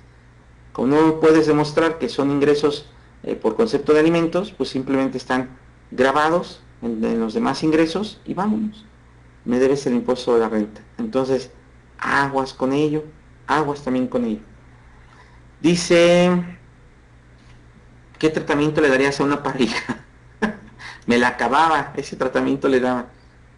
Apoyo grabada, artículo de lujo, ya no hay impuesto, la práctica fue grabada, dice, luego por eso van a Dublín, y como ya se gastó el dinero, pues embargo de bienes, así es, y todas las consecuencias que vienen. Entonces, si me permites el comentario, dice Javier, respecto al capítulo de los demás ingresos, opino que al definirse el TO, ¿es eso o discrepancia fiscal? Definitivamente, Javier, es discrepancia fiscal. En el momento dice, a ver, tu declaración anual, no, pues no declaré nada, entonces consideramos que la declaraste en ceros, ¿y qué crees? Que todas las erogaciones, todos tus gastos, tu carro, tu auto, tu casa, los depósitos, las vacaciones, todas las erogaciones que hiciste, pues entonces tuviste más erogaciones que ingresos porque los ingresos fueron cero y tienes una discrepancia fiscal. Y obviamente se va esa discrepancia a los demás ingresos también, Javier, si estás de acuerdo conforme a ese artículo 107 de la Ley de Impuesto a la Renta. Mejor evitar la simulación. Pues, doctora Josefina, definitivamente, no es mejor. Tienen que evitar la simulación. La simulación en materia fiscal es un fraude fiscal, tipificado por los artículos 108 y 109 correlacionados del Código Fiscal de la Federación, y es delito de pena corporal. Entonces, cuidado con ello. Dice Manuel de Jesús, por eso hay que analizar bien a los grandes dioses fiscales antes de contratar. Definitivo, Manuel, y hay muchos, desgraciadamente. A mí una vez, ya para terminar, porque está ya Poncho, que creo que le va a dar él a la una, tengo 1 minuto o 20 segundos, pero Poncho, disculpen, es un último comentario. No voy a decir nombres porque no me gusta decir nombres, respeto otros abogados que se dedican a descalificar a otros abogados, no así, pero a puerta abierta y todo, el fiscalista del año, llegan y dicen, no, pues es que venimos a aplicar le venimos a ofrecer una alta estrategia fiscal. No, es lo que no quiero. Respeto al maestro Urbina, lo respeto mucho, pero no me gusta cómo habla ya saben quién, ¿no? Al doctor Urbina. Lo respeto muchísimo, sabe muchísimo, mis respetos para él. Pero bueno, sí, todos saben a quién me refiero, pero bueno. Venimos a implementar una estrategia fiscal que estamos ofreciendo, ¿cómo se llama? Por un gran fiscalista que es el mejor del universo, del mundo mundial, de las Europas y de las Américas y de no sé quién, ¿no? Entonces, él es el que la trae, él es el que la hizo, usted sabe que es el mejor fiscalista del universo, descubierto y por descubrir de los confines.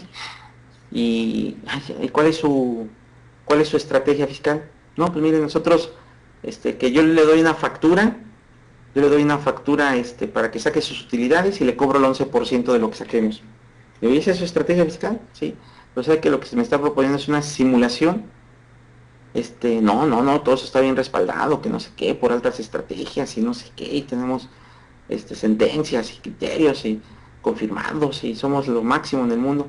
Yo, podrás tener lo que quieras, pero lo que estás ofreciendo es una simulación de que retire mi cliente las utilidades, que tú le des una factura como si hubieras recibido un servicio para efectos de retirarlas, y tú crees que nomás con yo tener la factura lo pueda hacer deducible. No, cuidado también con ello, porque los tribunales, en cuanto a la interpretación de los hechos, ha dicho el magistrado Trompetito, ahorita a ver si a ratito o en otra ocasión hablamos de ello y les paso las tesis, ha dicho, oye, no importa la documentación, vete al fondo del asunto.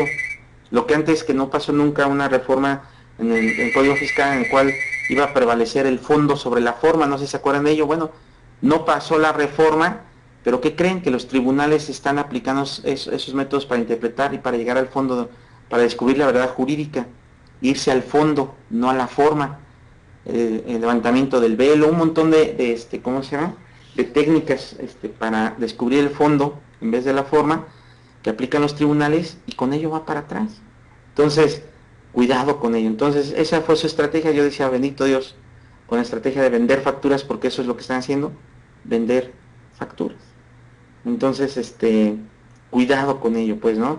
Yo le dije a mi cliente, ¿sabes qué? Te están proponiendo ¿cómo se llama? Una situación de simulación según para no pagar YETU. Te están cobrando ellos un 11% de comisión según ellos por hacer esta, que es una tarugada, una verdadera tontería, y aparte que es un delito. Oye, si te está saliendo YETU a pagar el 17.5, ellos te van a cobrar el 11, hay un diferencial de 6.5%. Por Dios, o sea, ni lo pienses, págaselo al fisco y vive tranquilo, porque ese 6.5% representa tu libertad, representa que estés tranquilo, ¿no? Y Javier, como bien lo dice, se estableció una industria de evasión, de la evasión, ¿no? Eh, Muy lamentable, así es, desgraciadamente se ha abusado mucho de ello, no quiero ya redundar mucho en el asunto. Eh, Más o menos es mi opinión, obviamente habrá quien diga, porque en esa mesa se dijo, ¿sabes qué? Cambia de contador porque tu contador no te quiere apoyar, es un bruto, no sabe, es un ignorante. Eso fue lo que se dijo en esa mesa, salieron enojados los mega asesores fiscales. Quedé yo de bruto y de que no sabía, pero bueno. Entonces, esa es mi opinión, simplemente mi opinión, respeto a las de los demás y todo, pero cada quien se puede hacer su propio juicio y su propia conclusión, ¿no? Yo creo que queda claro con lo que hemos platicado, y obviamente ya estará en cada quien lo que considere correcto o no hacer. Bueno, ya le dejo, ya me tomé 3 minutos de mi buen amigo Alfonso, que por aquí anda. Les agradezco a todos la atención. Dice ya nada más para despedirnos, hay posturas de la Prodecom, del fondo sobre la forma, ¿es correcto, Gildardo? Ok, gracias Tom, gracias Jefferson. Contadora Julio de Chiapas, contadora Jefferson, dice, yo sé que tú sabes y sabes muy bien. Gracias Jefferson. La soberbia Tom, ni siquiera se informa con quién van a tratar, gracias. Muy buena charla, gracias a ustedes. Creo que los legisladores nos ahorrarían tanto. Es correcto, es correcto. Muy buena charla. Muchas gracias a todos. Les agradezco. Dejo los micrófonos por ahí para Alfonso. 2 horas de charla ya. También ya me cansé la voz y ya los cansé a ustedes, ya los mareé. Seguimos, nos vemos la próxima semana, primero Dios. Suerte.